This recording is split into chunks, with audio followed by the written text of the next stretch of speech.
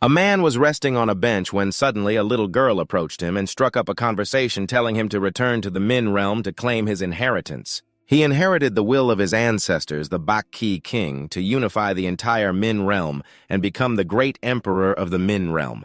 Long ago, a wicked dragon looked down upon the emperor. Disaster struck the Min realm for countless years.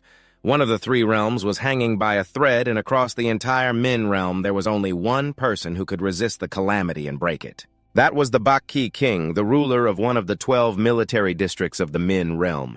He dedicated his 100 years of cultivation to save the beings of the Min realm, and in the end, he quelled the disaster. But he sacrificed himself. In the final stage of forging the weapons of conquest to unify the Min realm and become its great emperor, his former power had betrayed him, seizing all the treasures and territories. Therefore, when the heir inherits the legacy, they must avenge the traitors on behalf of their ancestors. He gently patted the little girl's head and said so. "Do you want to help me to become my right-hand person?" The girl's face flushed as he continued. "Then we will go to conquer the Min realm and the heavenly realm and become the masters of the three realms. However, first wait for me a few days. I will call Qin Shi Huang in the Min realm to borrow 10,000 troops first." Hearing this, Bak Li immediately got angry. "Are you joking? I don't believe it." Saying that, he punched Liu Wu hard. "You're lying to me, aren't you? I will immediately take you back to your hometown to recognize your ancestors." Liu Wu knelt on the ground, continuously vomiting up last night's dinner, surprised that such a small girl had such terrifying strength. After a moment, he suddenly recalled the girl's words. As he looked up at the Min realm, he saw a black dot spinning and gradually enlarging. Liu Wu thought the girl would do something foolish. Kids don't think about suicide. But as soon as he finished speaking, a feeling of weightlessness suddenly appeared. Liu Wu was pulled in strongly. Still being a virgin, he didn't want to die.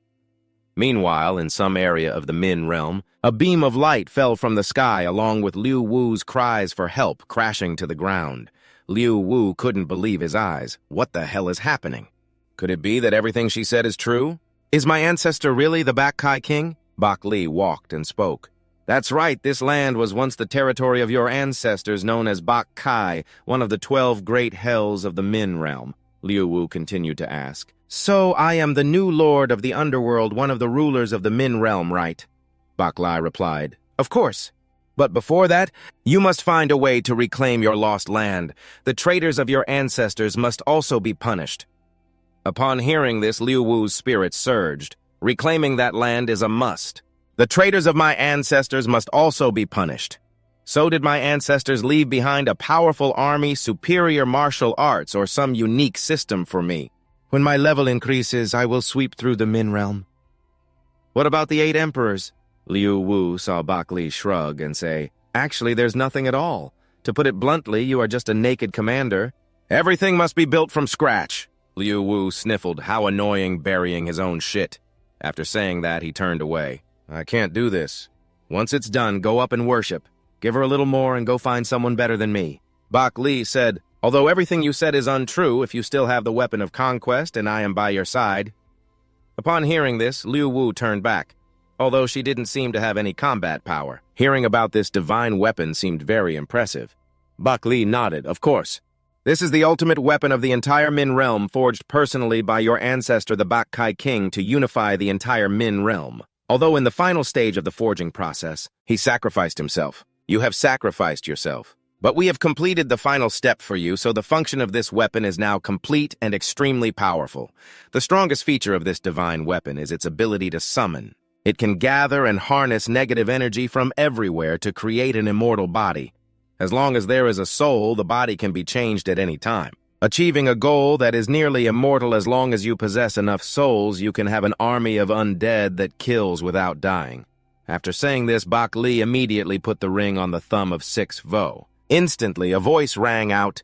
"The divine weapon of conquest has been activated. Scanning the identity of the bearer bloodline scan successful. The master is a descendant of the Bak-ki king and has officially bonded with the divine weapon of conquest.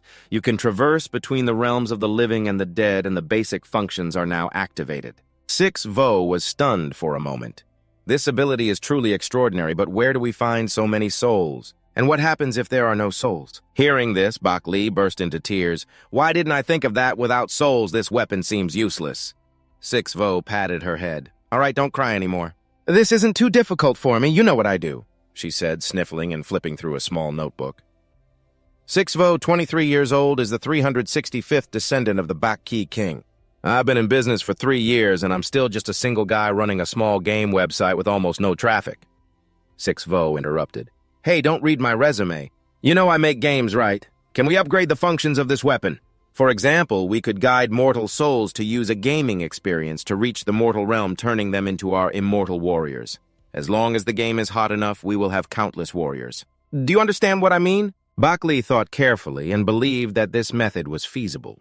When a player's physical body dies, it could completely be recreated as a hero equivalent to being resurrected in the game. Her reaction surprised 6vo. He didn't expect her to grasp the essence of this method. Although still very young, Bak-Li laughed heartily. I'm a seasoned gamer with 100 years of experience. 6vo felt a bit worried because turning the Minjioi into a game is a big project.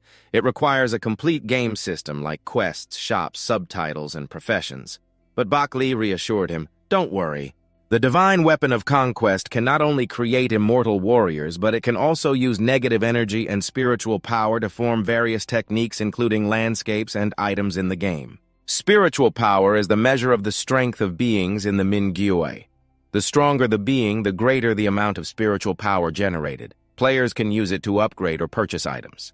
The most important thing is, we can deduct the spiritual power that players earn when defeating monsters, 1 to enhance their own strength, 2 to reconstruct the Bak-Ki king, and as a reward during quests. What if we set this rate at 20%? 6vo suggested changing it to 30%. Let's do it.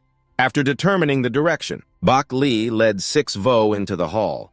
The Bak-Ki king had become a ruin, and she pushed aside a secret door. This is where our ancestors crafted the mysterious weapon. And I am the only assistant of the ancestors who participated in the entire process of creating this weapon. Although this place has become dilapidated, you can still feel the glorious splendor of the past.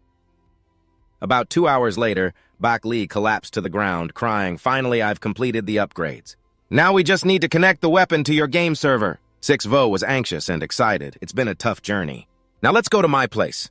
It's an online game created by the Minjioi, integrated into VR headsets with a magic array for guiding souls. As long as players download it and start playing, their souls will be sucked into the game server. Then brought to the realm through VR headset, 6 players are in awe, not only unaware of the existence of the realm, but they also think it's just an incredibly realistic game. Uncle Lee also thought of a name for the game named after the weapon of the online conquest, which is the ambition left behind by the ancestors of the Northern King. The game was launched on the 6 platform to attract players, and they even claimed the game is completely free with a realism of up to 100%. But after 2 hours, no users had downloaded it. It turns out that the 6 platform for the game had no traffic, which made Uncle Lie worried. This is not good at all. We don't have time to waste anymore, because in the capital, in the eastern area of the Northern King's palace, there is a demon general stationed with over 500,000 soldiers and still expanding. No one knows when he plans to attack us, but if the capital falls, we will completely fail, and your soul in the realm will also suffer. Endless invasion cannot be avoided. Hearing this, 6 turned pale, wishing they had mentioned something so important earlier. Now where am I supposed to find 500,000 players for you? I can't find these 500,000 players. Even if I die, I would still be tortured. While the two were feeling sad and unsure of what to do, suddenly the computer rang with a sound. A player named Wang Damong logged into the server of the Conquest, apparently to check the truth about the game. No way, this guy dares to claim 100% realism while the most famous game right now, Atlantis, only has 55%. This is no longer just exaggerated advertising, it's outright fraud. So he logged in to see how a professional gamer would check this fake product. Then he would report to the authorities to claim the reward for whistleblowing.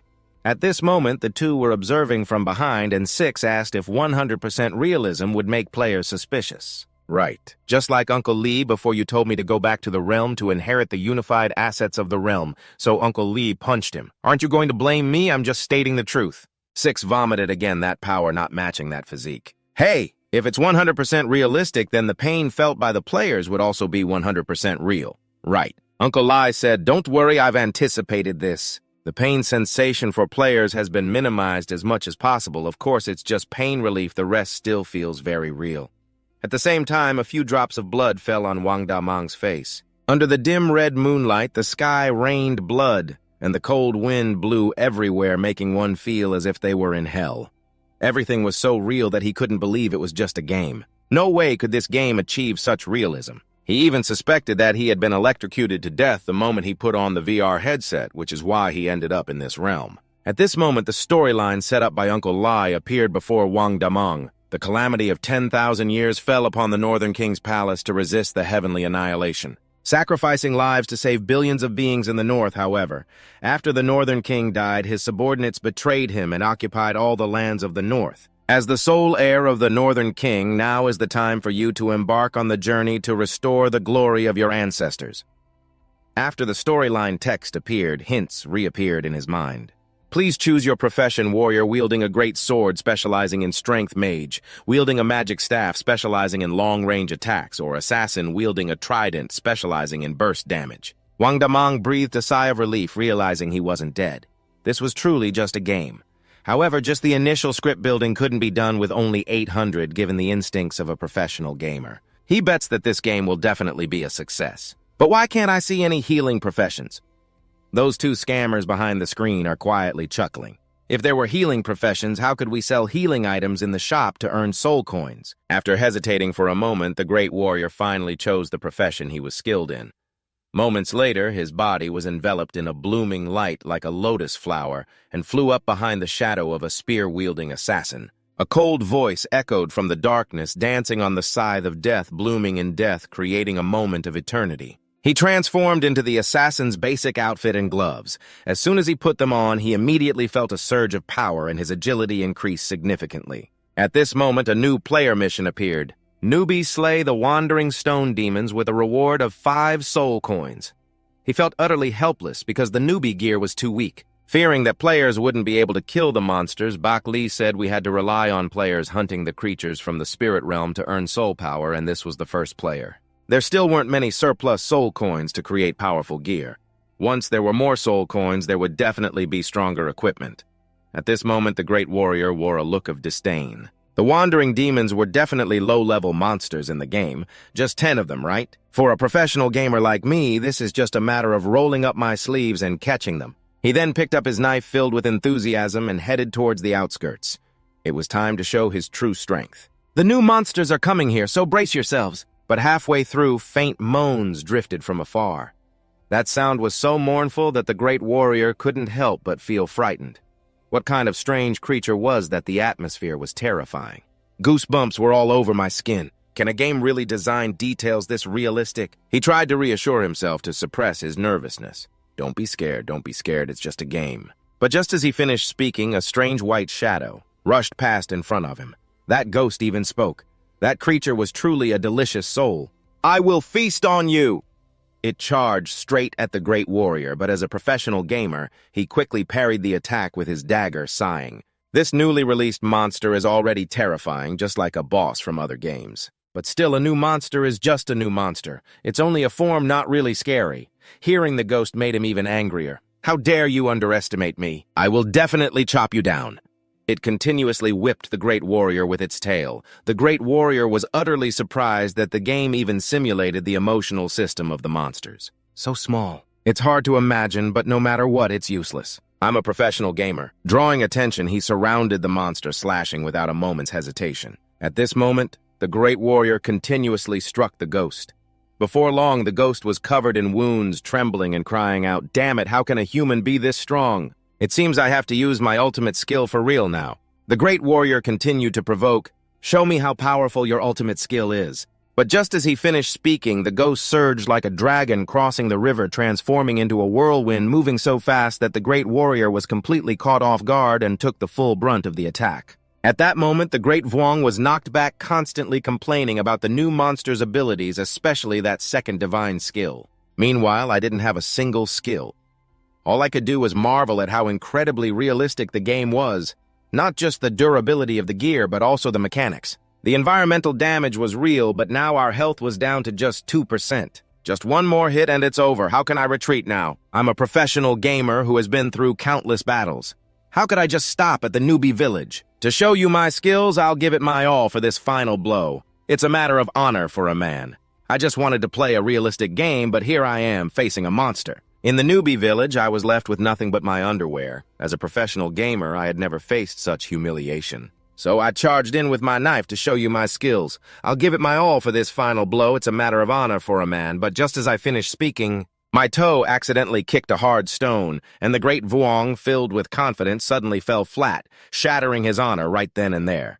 The system popped up a notification the player Great Vuong has died in the game, starting a 3-hour respawn timer. At that moment, Bak Lee behind the screen felt utterly frustrated. This guy couldn't even handle the new monster and still called himself a professional gamer. What a sight. It made me want to laugh, thinking he could adjust the durability of his gear a bit. We need to reset this environmental damage. Why is the respawn time set to 3 hours? Bak Lee replied, because the player's physical body in the underworld, although made of yin energy, suffers damage when defeated. If the soul returns to the body too quickly, it can cause slight mental harm, so a cooldown period is necessary. Meanwhile, the great Vuong, after taking off his helmet, looked pale. Who would have thought that his confidence would crumble because of a tiny stone? What's even more infuriating is that this game has a 3-hour respawn time, so he shared this game in the Atlantis team group. He also promised that if it wasn't good, he would give everyone 10,000 gold coins and a live stream of eating poop. Under the encouragement of the great Vuong, a wave of players began to join the game. Soon they fell into a state of panic similar to what the great Vuong had experienced before. The scenery was almost lifelike, leaving them completely shocked. After choosing their favorite class, they received a new mission from the ghost, which appeared with its familiar line about eating flesh. "Delicious souls, I will feast on you." One person trembled and said, "That monster is terrifying. This game is too real. Let's run." But another replied, "Run, what the hell, you guys are scared of a newly spawned monster. Come on, follow me. Let's charge in and kill it." After some discussion, everyone was excited and began preparing for battle. Right, it's just a new monster. Are we really going to be scared of it? Wait until it goes online. I'll teach it a lesson. At that moment, Bak Lee was hiding behind saying, "Hey, look at those players. They're having so much fun, aren't they?" "We've succeeded." Sixvo nodded. Their adaptability was quick and their coordination was impressive. They might be a professional gaming team. Meanwhile, the great Vuong was still staring at the chat group, but no one responded, even though they had been playing intensely for 30 minutes. In the game, a warrior named Tran Tu Vu charged in and took down 2 weak ghosts. He said, "Hey guys, let me take these weak ghosts to complete the mission and boost our team." Just as he finished speaking, his level shot up to level 2.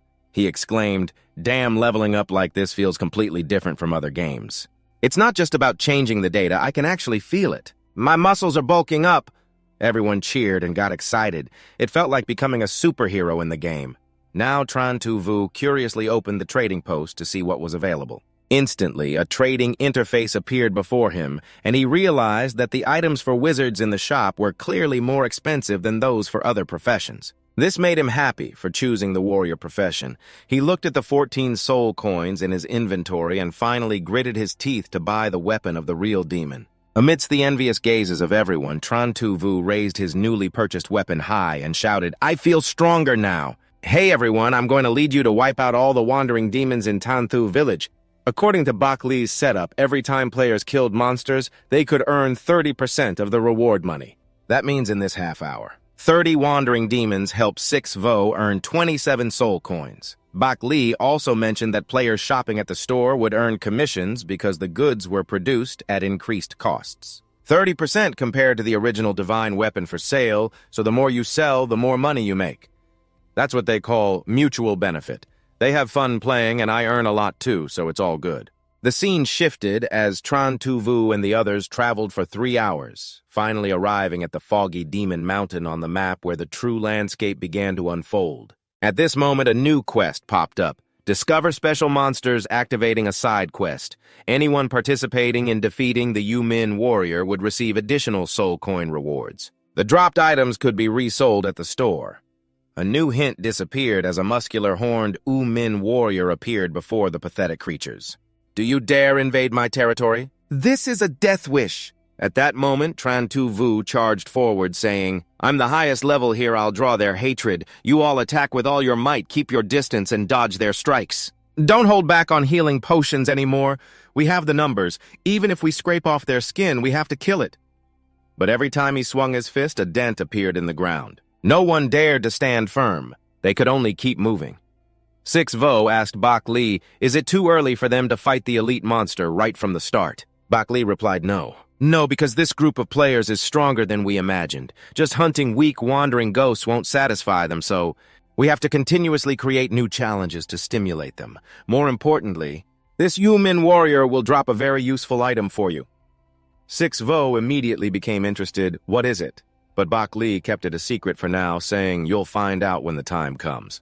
Clearly, this Yumin warrior was too strong, but fortunately, they were all professional gamers, quick to react, dodging attacks while continuously dealing damage to it. Its health was down to only 2% after nearly an hour and a half of siege, and they were almost able to kill it when their healing potions ran out. An hour of hard work seemed to go down the drain, but just then, a white light suddenly flashed above the Yumin warrior's head, followed by the voice of Vuong Dai Mang. You bastards wait, I'll show you. A fatal blow from Vuong Dai Mang struck the back of the Yumin warrior, completely wiping out its remaining health, and everyone was immediately enveloped in white light. Clearly, at level up, they reveled in the pleasure as their stats increased while the outer shell of the Yumin warrior was stripped away, revealing a palm-sized black gem. The Yumin pearl could be sold at the store for 28 soul coins. After selling the gem, it was immediately transferred to 6vo's hands. He asked, is this ordinary black gem the useful item? What does it do? Bak Li said. You'll know once you eat it. 6vo took a bite and found it tasted a bit strange and somewhat nauseating, but soon his body warmed up, radiating warmth from within. Wow, so this Yumin pearl can enhance and strengthen my physique, Bak Li explained. Even though you're a descendant of Bakai King, your original physique is too ordinary. We need to utilize items with such effects to enhance your health. Hearing this, 6vo felt satisfied and enthusiastic. So what are we waiting for? Let's boost our strength right away, bring more players into the game. That way we can soon avenge our ancestors and unite the Min realm. The game time has reached 12 hours. Players will soon be forced to log out. Please prepare. The appearance of this notification. It made everyone freeze. Oh my, there's a time limit too. This game is too wholesome. Is there a mistake? Can we get more time, please? I can even pay extra for 5 more minutes. Amid the outcry from players, everyone was forced to exit the game. It's very confusing. We just created many new missions for them. Why did you have to force them to exit? The developer said this is also to protect the players. Their souls can go to the afterlife, but their bodies must remain in the real world. Staying too long, their bodies won't be able to handle it. The developer immediately understood this is about sustainable development. Mowing the lawn must be done slowly, step by step. On the other hand, the player felt regret after returning to reality. Not being able to play, what's the point of conquering the online world? There's nothing to do. The player glanced at the group chat and saw the boss looking for people everywhere. It turns out their new game, Atlantis, is about to participate in a tournament, but today, no one in the team is online to practice seeing the boss's angry messages. The player was frustrated and even more annoyed. After all, they hadn't signed a contract yet, so they argued with the boss right in the group chat and left the group. The other teammates followed suit. The next day, everyone arranged to meet in real life, wanting to make big money in the newly launched online conquest game. Team leader Tran Tu Vu felt it was very strange. This game has no in-game purchases and isn't advertised on major platforms. Perhaps the owner of this game really doesn't need money. Meanwhile, the 2 creators of the game were eating instant noodles. The developer was even crying. Being a descendant of the North Kai King and living in such poverty is tough. It's too poor now. The player patted the little developer's head, saying, Don't worry, once we have more players, we'll find a way to make money, and then I'll take you out for delicious food. I will definitely make you chubby and healthy. The developer said game companies mainly make money through in-game purchases, right? Our online conquest game should do that. Hearing that, the developer slammed the table with enthusiasm, saying, No way. The soul currency in online conquest is very rare. We need players to earn it. We can't lose big over small things. We should think of ways to promote to attract more players. That's the reality. The player felt very helpless. Right now they were really poor and had no way to promote the game. The developer was also frustrated. Now, apart from eating instant noodles, they only ate instant noodles. They hadn't tasted any other delicious food. At that moment, the player suddenly spoke up. Even if it's tough, we can't let it get us down. Don't worry, I still have a plan. The developer was surprised. What do you have in mind? It turns out the player just discovered a new ranking event for the game. All new games will be rated by experts with a maximum score of 10 points. Achieving over 8 points will earn a homepage promotion. The voting period for the event is 30 days, and the prerequisite is that the game must achieve a minimum promotional score of 8 points. But due to the 100% realism, the game currently does not exist in the market. At this moment, at the game platform headquarters, a game reviewer just finished evaluating a game. Another piece of trash, and it dares to participate in the new game rankings. What a waste of time. It only deserves 2 points. After scoring, he clicked on the next game to evaluate an order, but the introduction of this game left him stunned. Online Conquest, a realistic 800 mobile banking game. Don't joke with me. The reviewer cursed while putting on headphones. This is not just trash, but even worse, it's a complete scam. Logging in just to record a review. He then gave it 1 point and removed it, but the next experience in the game made him doubt everything. Everything inside was too realistic. He played straight for 12 hours until he was kicked out of the game. The game Thang Tui feels like being chased by a ghost. It's totally my style, definitely a perfect 10, but the only downside is the limited playtime. Then he called his boss. "Boss, it's me Thang Tui. I've discovered a treasure." During the evaluation, I found a game with nearly 100% realism. I've already experienced it for 12 hours. We just need to grasp this game. We can definitely turn the company into the #1 gaming platform in the country. Ingo Kwok Nhat immediately opened his computer, coldly chuckling about the treasure game 800 mobile banking. "Are you kidding me?" Thang Tui spoke very quickly and clearly, sounding very rushed. "Boss, please don't be angry. Just try playing it first. If you're not satisfied at all, I'll voluntarily resign." Hearing this, Ingo Kwok Nhat put on his headphones. After playing thousands of games, he had become numb. There's no game in the world that can satisfy me, but after logging in, he was left speechless. The realism of the game was truly, as Thang Tui said. It reached perfection. That was an experience he had never had in his life. This game is bound to be a huge success. The next day, Bak Lee finally got to eat a portion of fried rice at the street stall. That was the second dish besides instant noodles. At that moment, Sixvo received a call from an unknown number. "Hello, are you the owner of the game Chin Chin Truk Tu Yen? I'm the head of the gaming platform and want to discuss some matters with you. Are you free?" However, last night, Ngo Kwok Nhat stayed up playing the game for 12 hours without realizing it. If it weren't for the mandatory exit mechanism, he might still be playing. Sixvo happily agreed. "No problem, I'll come right over." This surprised Ngo Kwok Nhat. He agreed so easily. It seemed he would have a great opportunity to win this game. Ngo Kwok Nhat hurriedly replied, "No need, just send me the location, I'll find you myself." This made Sixvo realize that his game was being taken seriously. In his heart, he unconsciously looked forward to it. Then he sent the coordinates to Ngo Kwok Nhat. Upon receiving the coordinates, Ngo Kwok Nhat excitedly said, "What a coincidence, we're in the same city. Give me 20 minutes and I'll be right there." Not long after, a car sped up and stopped by the porridge shop. A middle-aged man stepped out. "Hello, I'm Ngo Kwok Nhat, the person in charge of the gaming platform." "Is it really you? The owner of this sports car wants to buy my fried rice?" But seeing the other person talking to 2 customers, he suddenly felt a wave of sadness. Ngo Kwok Nhat lowered his head. "Can we talk privately for a moment?" "Bak Lee, just keep eating, don't rush. Wait until I finish, then we can go." Seeing that he didn't want to leave, Ngo Kwok Nhat suggested, "How about we go eat somewhere else, a better place?" Bak Lee reluctantly put down his chopsticks, and together with Sixvo, they left the rice shop. The next scene showed the two being taken to the most luxurious hotel in Gia Lam, where just a bottle of wine was worth 680,000 yuan. Sixvo and Kwok Nhat asked, "Did you two develop this excellent game yourselves or hire a famous studio?" Sixvo hesitated a bit. He hadn't thought of a way to answer. If he said the research team only had 2 people, then he was just a planner himself. Seeing him hesitate, Ngo Kwok Nhat immediately got to the point. "It's okay. You don't need to mention the details. To be honest, I really like and highly value your game. I want to buy it. Just give me a price and I'll definitely pay a fair amount." Sixvo mumbled, "I knew it. The details inside don't even need to be mentioned. Honestly, I really like and highly value your game and I want to buy it back.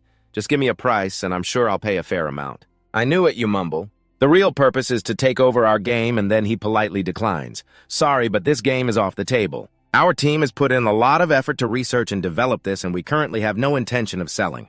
However, it seems that Ngo Kwok Nhat anticipated this. "Speaking of the figure 100 million, what do you think of this price?" A man created a virtual reality game with 100% realism, only to be eyed by the game platform owner who offered 100 million to buy the game. Making the 6 of us who always eat instant noodles 3 meals a day tremble, He accidentally spilled a glass of wine worth 680,000.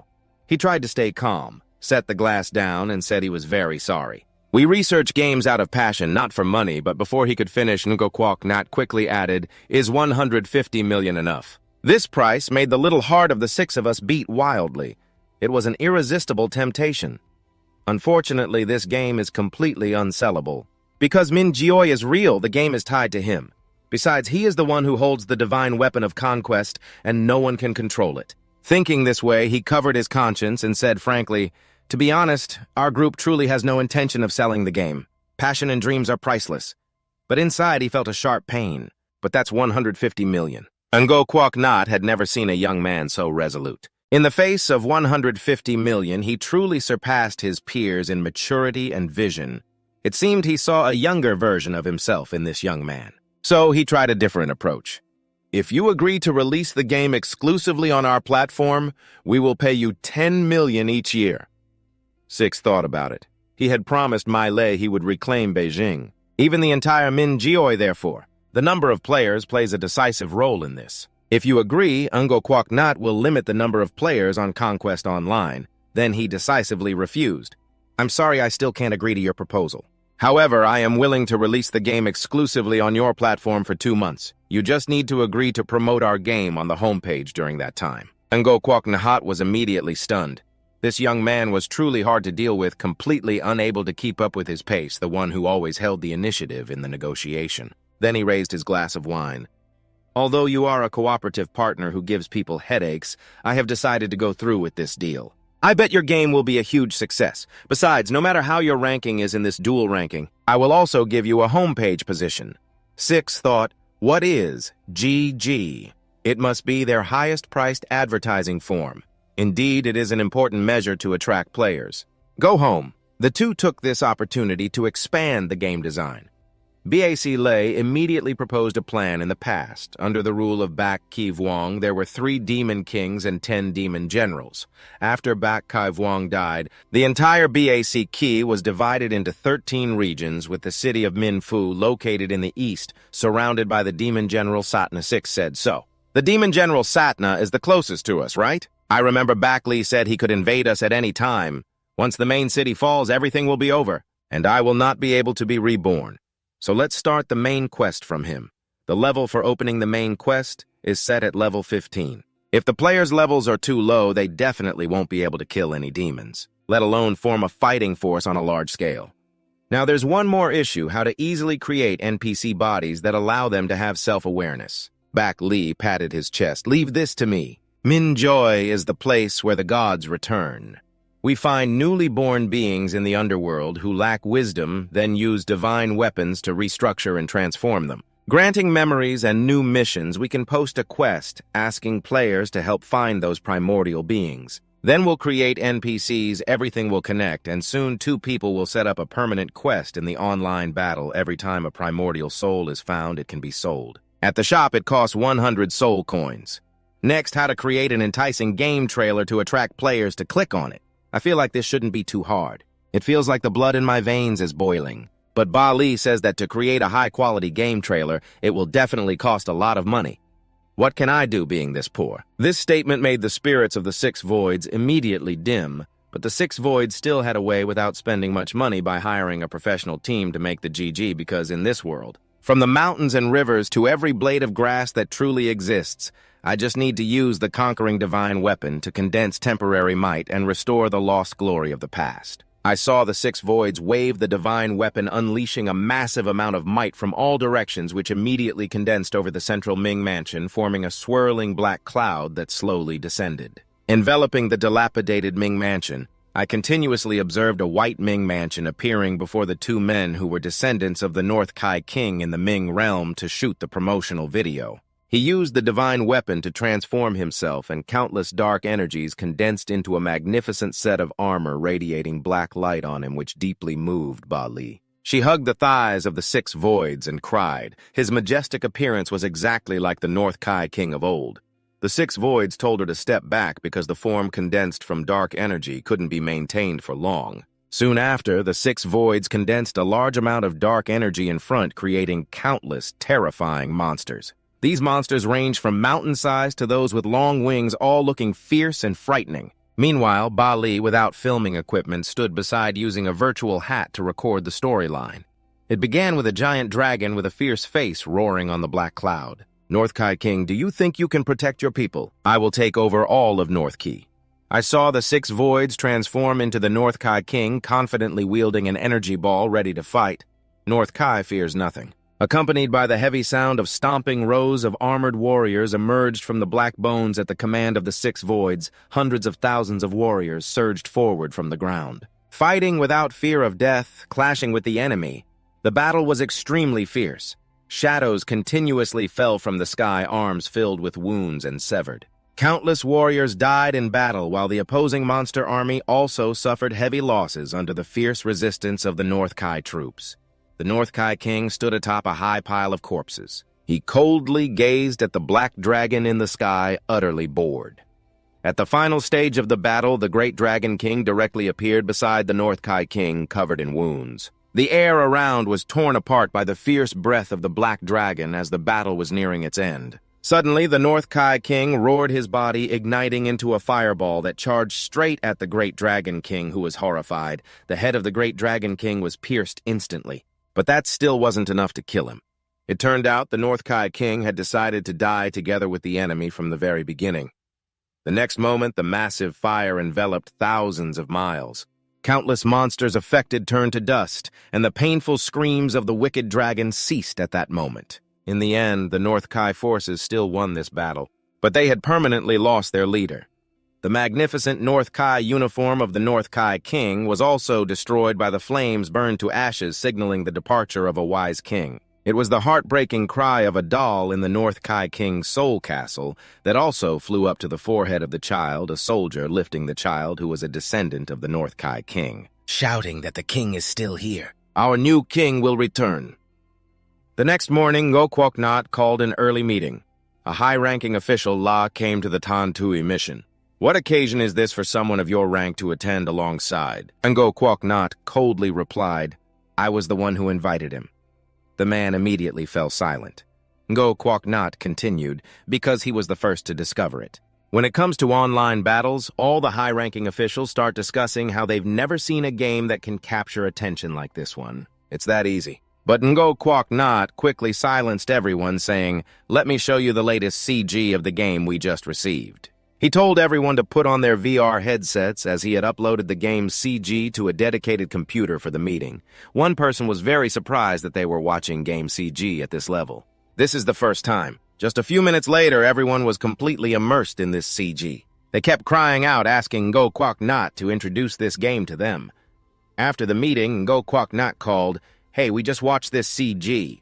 Honestly, I can't believe you guys made this CG so quickly. You had it prepared in advance, right? The CG was really impressive. Everyone in our company praised the high-quality visuals and sound after watching it, but it still lacked one thing to be complete. Liu Wu immediately asked what was missing.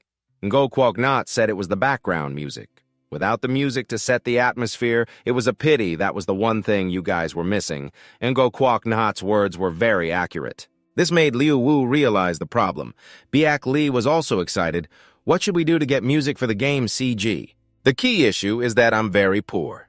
Liu Wu was very grateful and said, thank you for pointing that out, but this is indeed a big problem. An introduction without background music feels strange. If we expand the issue, there's also the theme music for the game.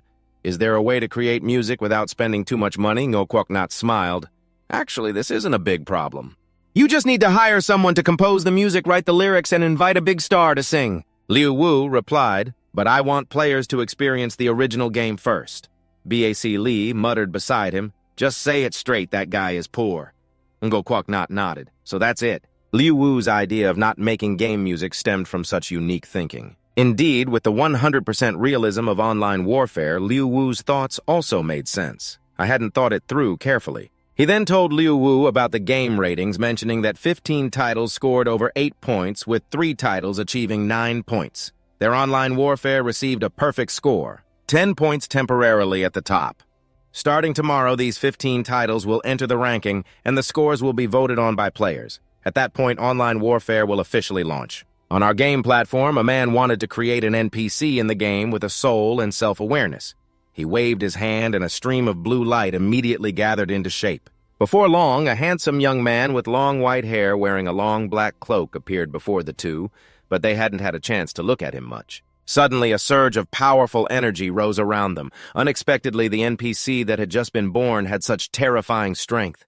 At this moment, Bak Lee suddenly remembered that if he were a truly living creature with self-awareness, he might attack them. They only saw the NPC approach, then suddenly kneel down and bow his head, speaking in a tone full of reverence. Little Six Demon pays respects to the North King. Bak Lee was a bit surprised. It turned out Liu Wu had anticipated this and had everything set up in advance. Currently, the identity of the Little Six Demon is the adopted son of the North King. He waved his hand, signaling the Little Six Demon to continue fulfilling the North King's ambitions, so you must also work twice as hard to support me. Here it's entrusted to you. The Little Six Demon with self-awareness was moved to tears.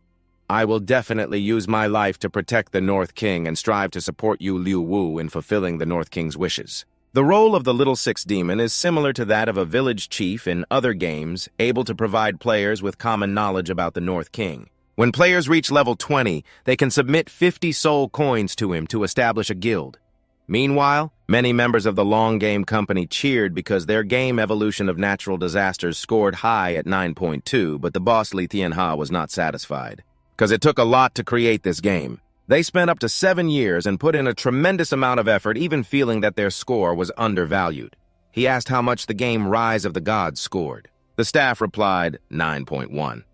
One employee chuckled. We lost to them, they must have worked hard to look like this. First place is definitely ours. But another employee interrupted him. But boss, first place is a game called Online Warfare that scored a perfect 10. Hearing this, Li Tianxia found it hard to accept at first. His only competitor was Rise of the Gods, but now suddenly a dark horse appeared. He read every word, Online Warfare 100% realism. Installation size 800 MB. Before long, his expression became blank. How could a game claim 100% realism with just 800 MB? It completely defied common logic. This must be a dark conspiracy. On the other side, Ngo Kwok Nat was also filled with anticipation. In a few minutes, Online Warfare would launch on his gaming platform 173. But just then, the head of the game department, Li Tianxia, called Ngo Kwok Nat. As soon as he answered, he heard a barrage of curses from Li Tianxia.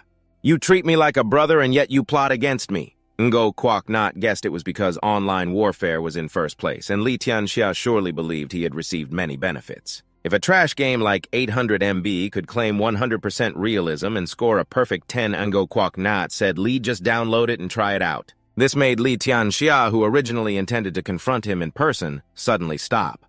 Ngo Kwok Nat said nothing more and hung up. Li Tianxia hurried to his computer. Let's see what this Online Warfare is all about. He skimmed through the reviews from the evaluators and saw nothing but praise and a perfect score of 10. Li Tianxia gritted his teeth. This joke cost a lot in advertising. They even hired a professional team for the marketing. A trash game with only 800 MB claiming 100% realism was indeed a joke. He then decided to download the game and give it a try, putting on his headphones and starting the experience. After watching the introductory video, he entered the game. He noticed many players around him who had just stepped into the game. With current technology, achieving 100% realism in a game was impossible. But this game managed to do it. Not to mention the gameplay. Just the realism alone deserved a perfect score of 10. No exaggeration at all. The man logged into the virtual reality game with 100% realism just to expose the fraud, but unexpectedly he was called back by a warrior. The opponent was none other than the owner of the largest gaming platform in the country, Ngo Kwok Nat, with a fortune of hundreds of billions. At this moment, Ngo Kwok Nat said, "Why are you still hesitating? Hurry up, let's go kill some monsters. If we're too slow, we'll miss out." Li Tianxia was stunned. He never expected a billionaire boss would invite him to kill monsters. Now he understood why Ngo Kwok Nat hurriedly hung up earlier. It was to go online and hunt monsters. A few minutes later, Ngo Kwok Nat and Li Tianxia teamed up to hunt monsters. He urged, "Hurry up, Li. We just need to defeat the last soul monster to complete the side quest." Li Tianxia replied, "Just leave it to me, Mr. Ngo." But before he finished speaking, a huge guy with a shield charged at him and slammed into him.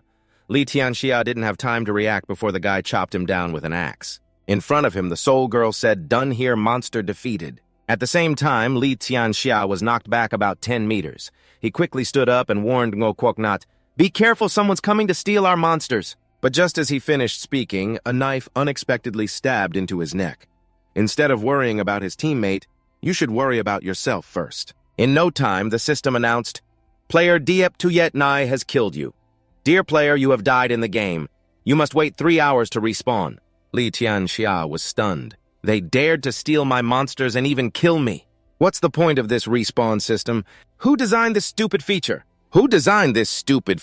This is just crazy. However, I have to say that this game is truly amazing. Even a seasoned game developer like me can get completely hooked without even realizing it. Looking at the reviews, it seems that both I and Brother Ngo were ambushed by monsters without even knowing it, which indirectly shows how popular the game is. However, right now on the game's global public channel, quite a few professional gamers have formed a guild and are recruiting members on the other side of the game through the calculations of the divine artifact.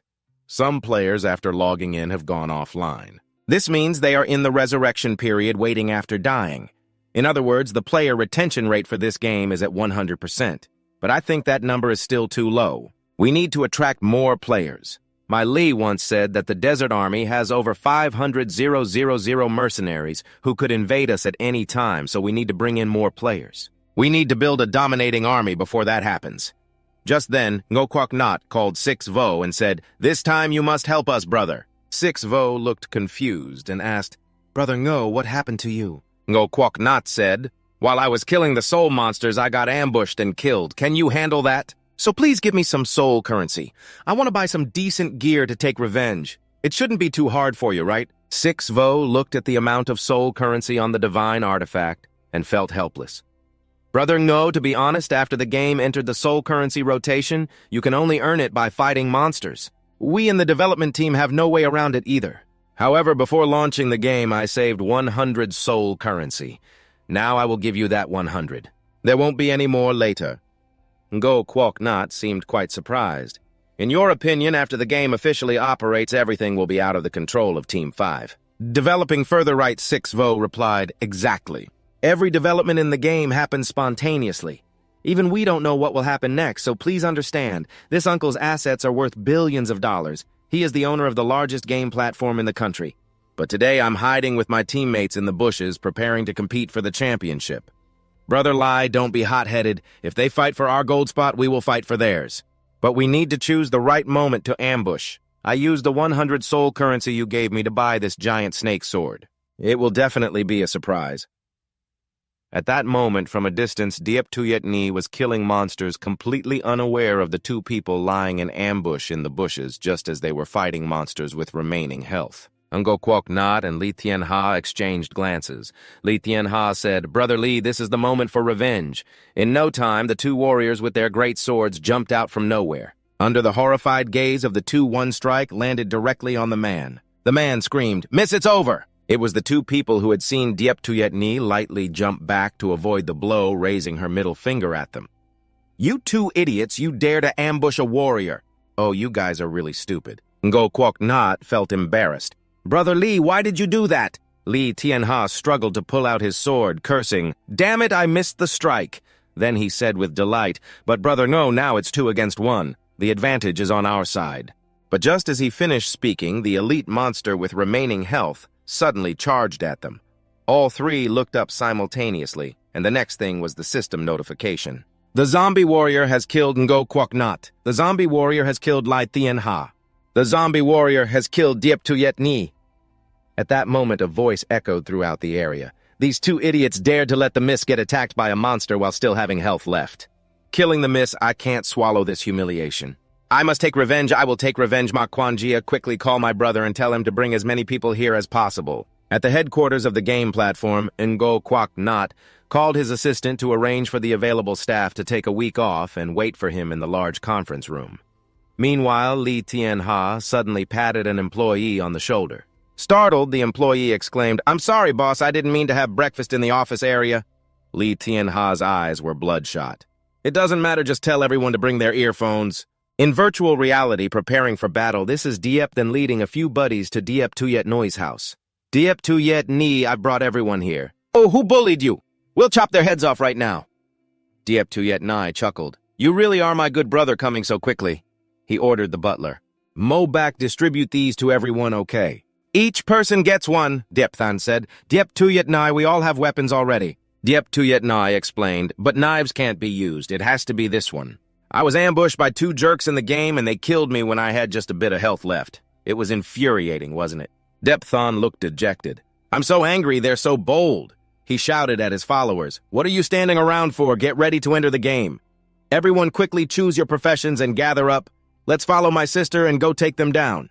If you don't help me take revenge, I'll see how you can show your faces. Thus, under the leadership of Diep Tuyet Ni Diep Than and a few followers formed the Angel Guardian Guild, while Ngo Quoc Nat and Li Thien Ha led all the company employees to form the Revenge Guild. After just a midday nap, the man discovered that the virtual currency he created in the game was increasing in value. A player named Diep Tuyet Nai was frantically collecting soul currency, which had skyrocketed from a rate of 1 to 100 to 1 to 700. It turned out the game had only been open for 2 days and hadn't established an official guild yet. However, 2 factions had emerged leading to conflicts over the initial monsters. Now, whenever they encountered each other in the fields, the 2 alliances would immediately rush into battle. Soul weapons could rapidly enhance strength, making them a crucial strategic resource.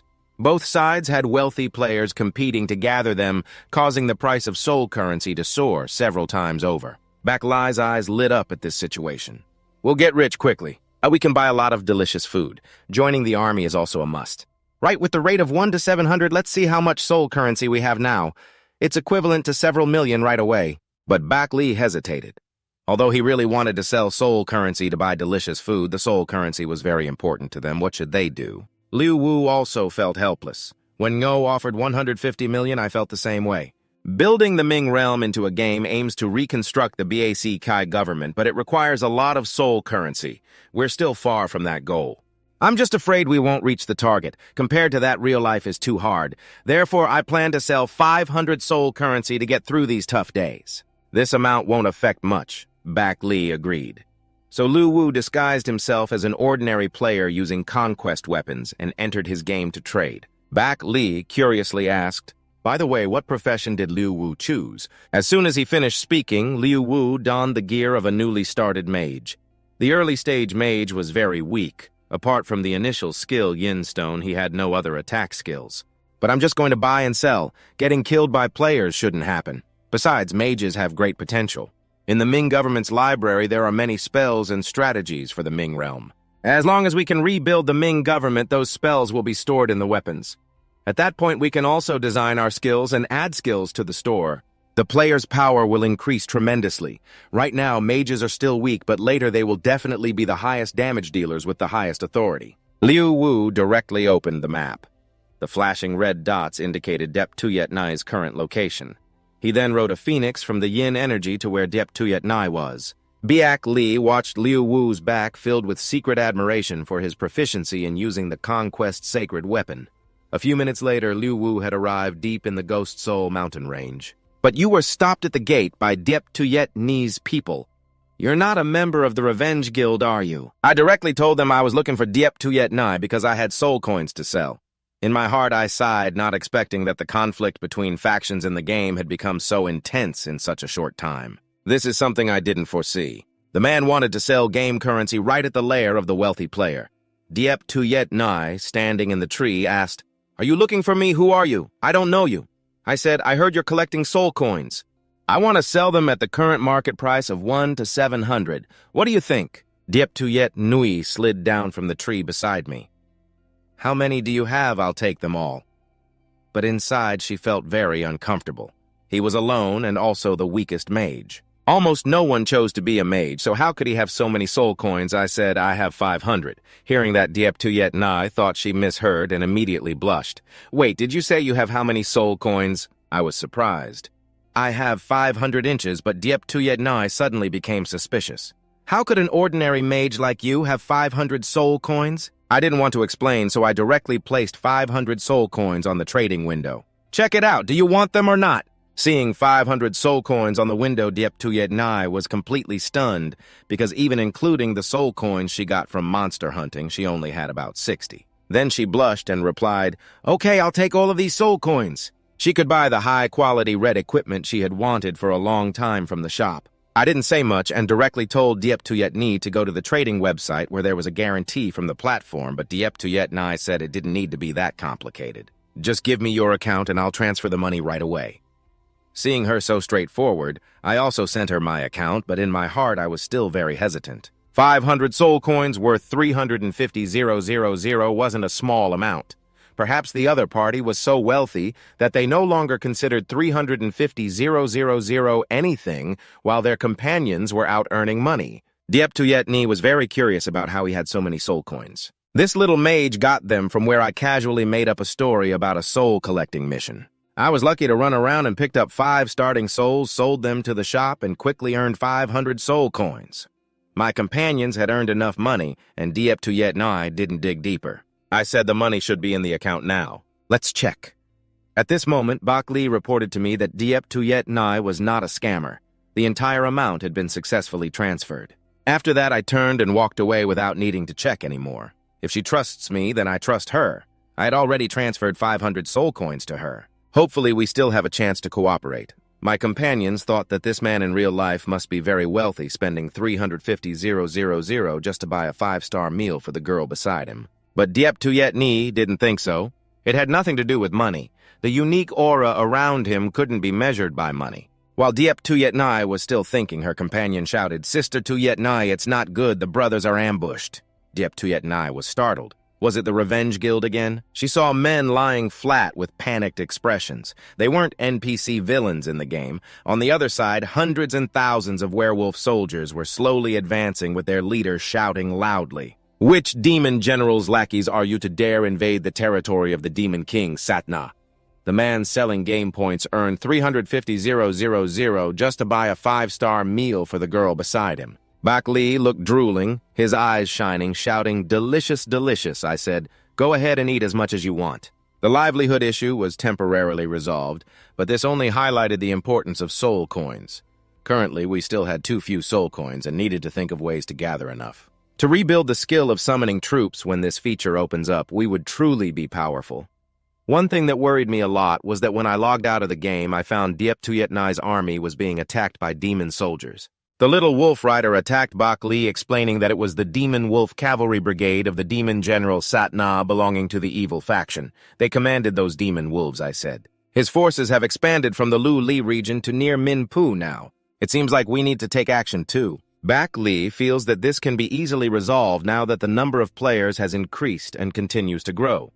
He can assign a mission to scout the territory of the Demon General Satna. This way, players can grasp the situation of the Satna faction through other players while also encouraging them to become stronger to spend money on soul currency. 1 arrow hitting 2 targets, 6 Wu is awakening the holy weapon. That's impressive. He sets the mission level requirement at 15. If it's set too low, players will get killed quickly, which will make them lose confidence. After saying that, he activates the holy weapon conquest on his finger.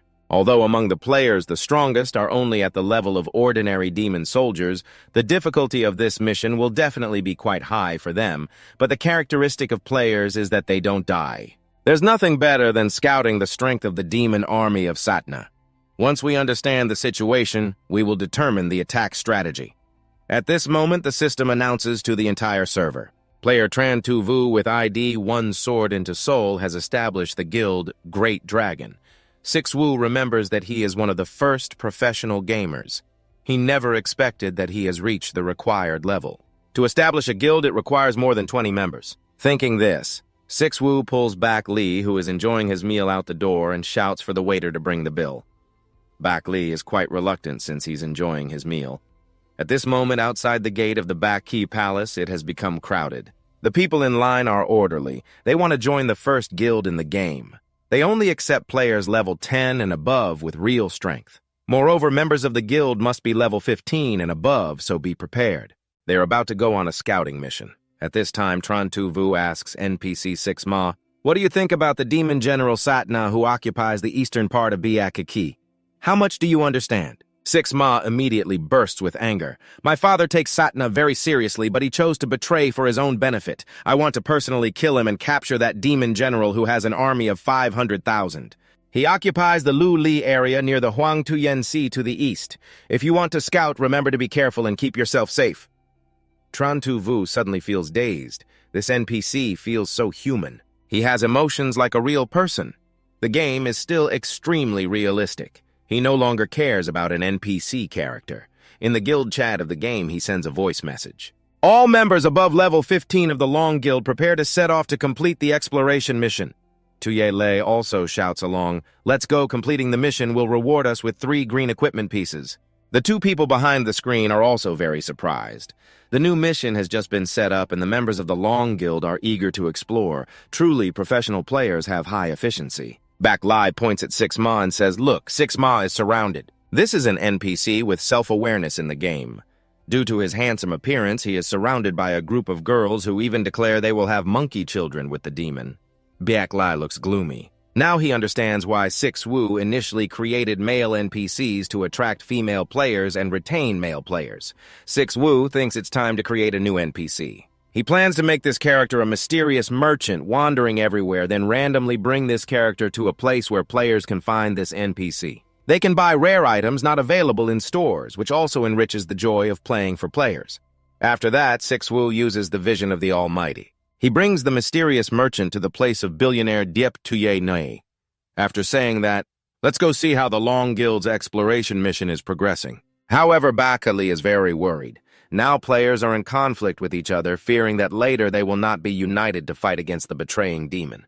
Six Wu pats her head and says, Bakali, don't worry. Your worries are unnecessary. You will understand on your own later. The scene shifts to the border area of Lu Li and Minpu outside the camp of the demon knight Lang.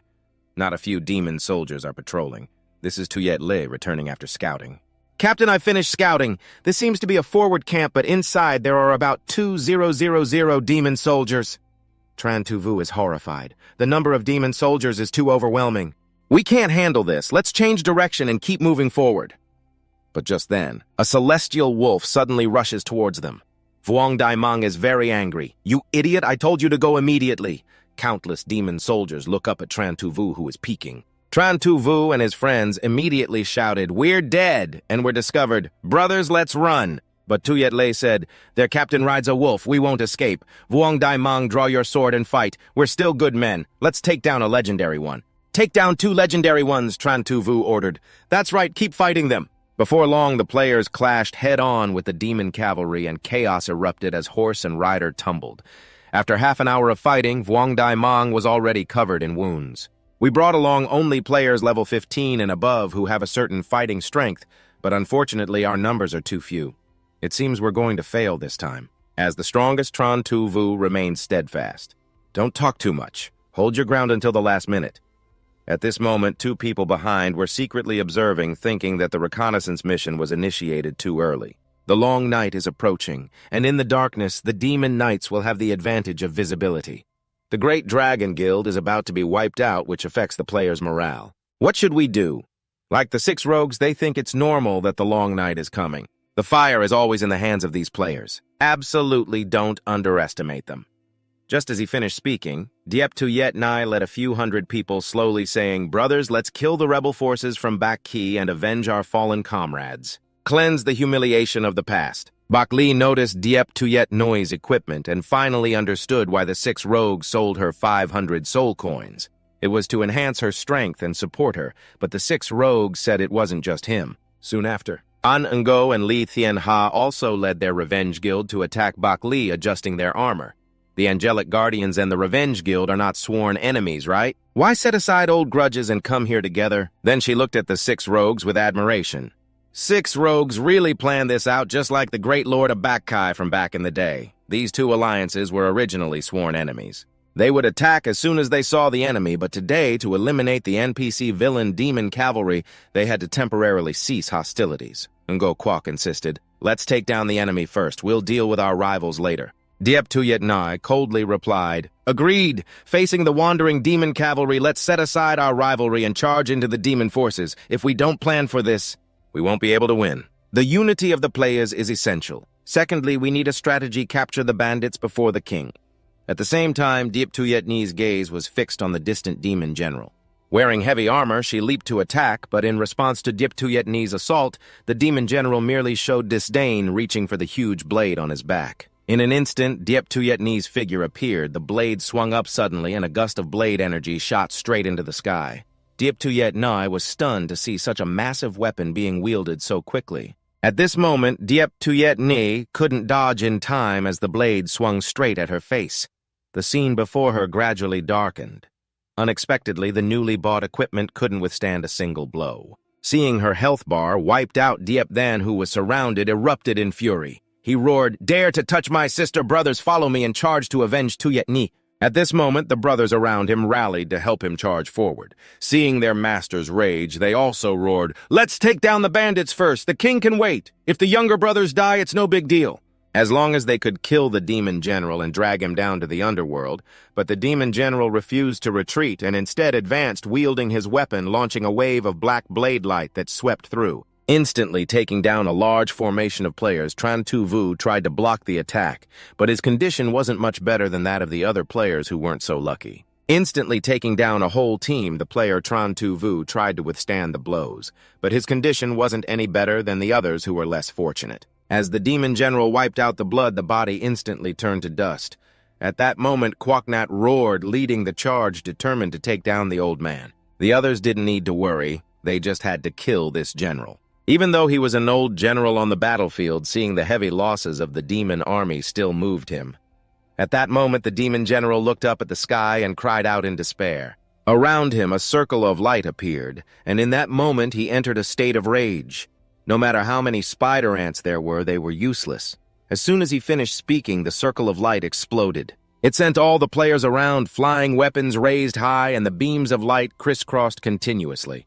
The immense power pierced through the clouds, instantly sweeping away all the players nearby. Standing behind and observing, he was shocked. The player formation was completely annihilated. This was truly a one-sided massacre.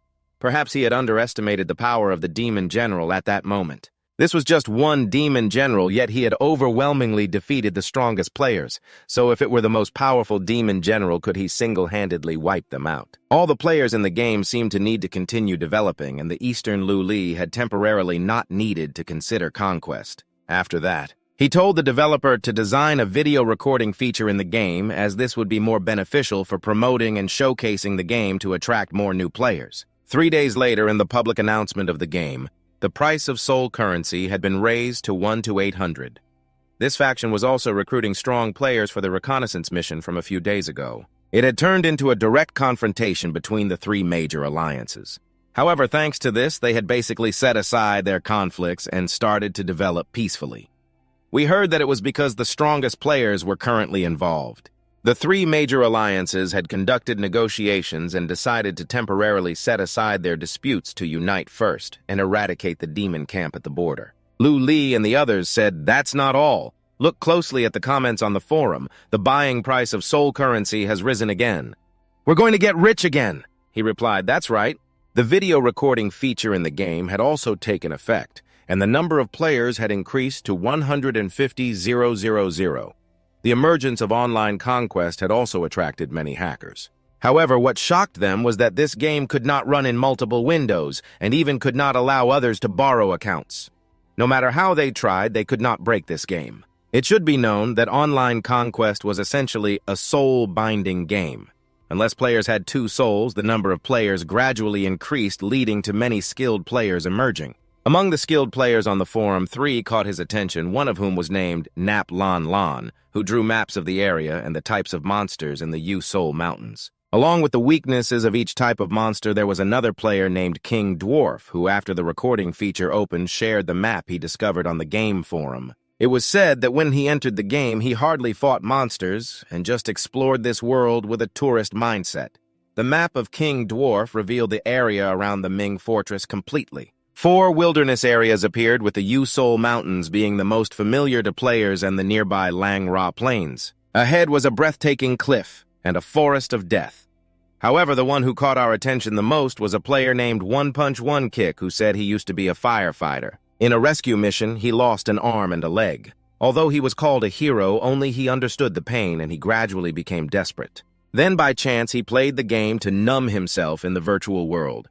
At least in the game he was still a complete human, but all of this was still a lie. There was no real feeling like having prosthetic limbs until he touched our game online conquest.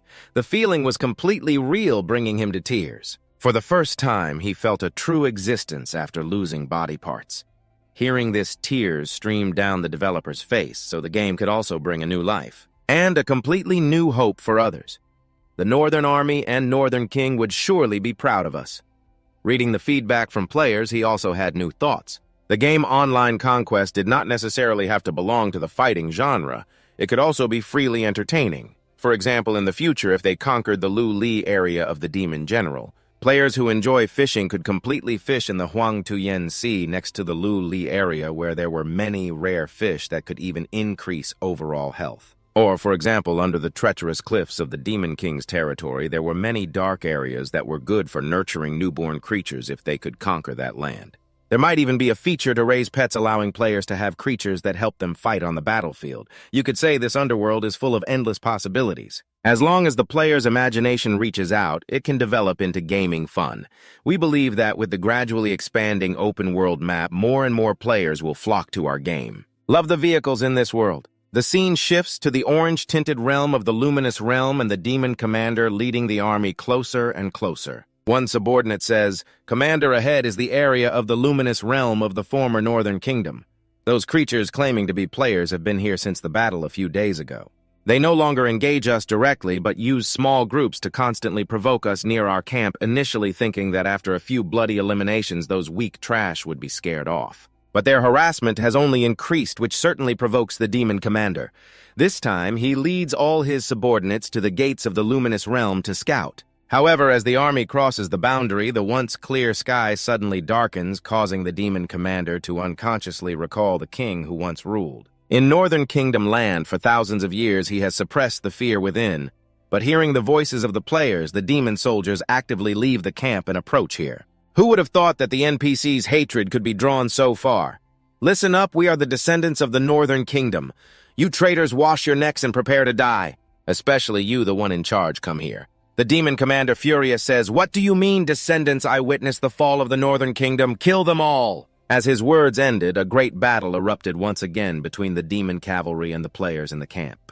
On the other hand, the doctor has also realized that something is off. The 6 demon cavalry are crossing the boundary, actively attacking players who are being slaughtered mercilessly, but the 6 only smile lightly, knowing there's nothing to worry about. Everything is part of my plan, while those players who provoked earlier... Soon enough, they were completely wiped out by the demon cavalry, and all that could be seen was the demon commander raising his sword and shouting from afar, continuing to advance towards the Min Palace in Bak Ki, preparing for slaughter. In an instant, thousands of demon cavalry began to swing their weapons, charging towards the Min Palace. He was originally the leader of the demon cavalry in the ghostly area, the demon commander Mt. But when he reached the gates of the Min Palace in Bak Ki, he was startled. Just a glance revealed at least 100,000 people. Even the demon commander with 1000 against 100 would feel the hairs on the back of his neck stand up. He continuously ordered a retreat, but at that moment, figures appeared from behind the demon commander, once again forming a wall of people. It turned out that those previously solitary players were just a distraction. The goal was to lure the demon commander here. The two also gave orders, and at that moment, the campaign for total annihilation officially began. As the words ended, the crowd of players surged like a flood, surrounding and attacking. The demon commander, Bak Li, asked the 6, "Is this the plan you mentioned?" The 6 replied, "Yes, exactly." After failing in the previous campaign, the 3 alliances reached an agreement on the forum. They put this annihilation campaign on the game forum. I just highlighted it a bit. 1 against 10 isn't scary. What's scary is that the demon army has to face hundreds. My 150,000 troops in Bak Ki can't be wiped out. In an instant, his demon cavalry still had many on this battlefield, and the demon general was very troubled. They had no formation, no command, and no skills. They relied entirely on their horses. For these demon creatures, although they are ferocious and bloodthirsty, they also fear death. But this time they were completely fearless. None of them feared death. Even though the demons had an advantage in strength against such a continuous wave of attacks, they were completely helpless. Soon enough, the demon general's health was down to 40%, and at the same time, he entered a frenzied state. Diep tuyet ni, we meet again. This time, I will definitely take revenge for this move. Everyone is very clear about it. Ngokwak, be careful. Last time he used this move to take down quite a few of our brothers. The demon commander also recognized the two, "Why are you here? It can't be. A few days ago, I clearly killed you." The demon general seemed desperate. He discovered that they could resurrect infinitely, and their fighting spirit was weakening, but these gamers were getting crazier. "UAC Len, we need to deal with this demon general." Soon the fire in the demon general's eyes began to shrink, and before he ran out of strength, the demon general emitted a green glow, sending the surrounding players flying. The boss of the demon cavalry has been defeated. The attributes of the demon commander Bin Min Dao increased by 18 points. The weapon skill Fong Nha can be activated once every hour. It deals double damage at a weak range. Equipment level requirement for the warrior profession is 30. The attributes of the demon commander Jiop True increased defense by 105 points. Equipment skill Kwang Mok requires equipment. Any profession that reaches level 25 can use the Mafu number 1 part of the equipment set, which can be sold in the shop for 500 soul coins. The 6 were watching the match very curious about who the player was. Who was lucky enough to land the final blow? 6 was very surprised. "Bak Li, what's going on? Where did these items come from?" Bak Li explained, "You mentioned wanting to set up some hidden professions. Right now, the opportunity has come. This Mafu was crafted by the number 1 blacksmith in Bak Ki, used to create items for special warriors. As long as we obtain this Mafu, I'm sure we can develop an upgrade system for the warrior profession. This is a special warrior system created by blacksmiths in Bak Ki. They call it the Enchanted Warrior, and during the forging process, various materials must be combined with the one being forged. Although the process is quite complex in the end, it brings out the warrior's strength. The resulting weapon will be terrifying. With the existing battle weapons, we can skip many complex processes. We just need to study the enchantments carefully and embed the samples into the weapons. This can create a hidden profession of the Enchanted Warrior. Furthermore, the upgrade system for this profession not only levels up, but also collects enchantments. Each enchantment added significantly boosts the warrior's power. Bak Li sighed, wondering when the players would sell the enchanted items to the shop. But just then, Six Vo raised his hand and the green glow of the enchanted item sparkled in his palm. This item was currently useless to the players, so selling it to the shop for 500 soul coins seemed more reasonable. And so the next day in the game, a notification suddenly appeared. The warrior profession had a successor class, the Great Serpent, which was an assassin. He immediately excitedly put on his gaming helmet ready to play. But he quickly remembered, wait, I'm an assassin. Why am I so happy anyway? The warrior has a successor class, so the assassin must be getting one soon too. Let's take a look first and think later. The enchanted warrior pursues ultimate power, going mad and using his own body to inscribe the enchantments of heaven and earth, training the body to be the strongest.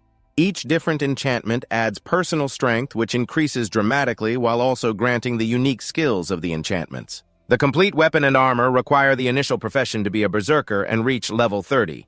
When the introduction disappears, the enchanted warrior begins to move. The power enchantment is on his body began to shimmer. Moments later, he punched the ground hard, sending a cloud of dust flying. A large pit immediately appeared and cracks began to spread around. The enchanted warrior's defensive enchantment roared, and the emerald light shone brilliantly. He crossed his arms in front of his chest, and a bow of blue light instantly surrounded his body. At the same time, a figure holding a staff appeared, hovering above a series of meteors formed from dark energy falling from the sky. However, the attacks hitting the blue light shield could not penetrate its defense at all, bouncing off the surface after the defensive enchantment demonstration ended. The enchanted warrior activated the speed enchantment, and the emerald light shone brightly. A blue eagle aura enveloped the enchanted warrior, and his figure instantly vanished from sight. After the demonstration ended, the game introduction once again displayed the history of professions, which had many development modes.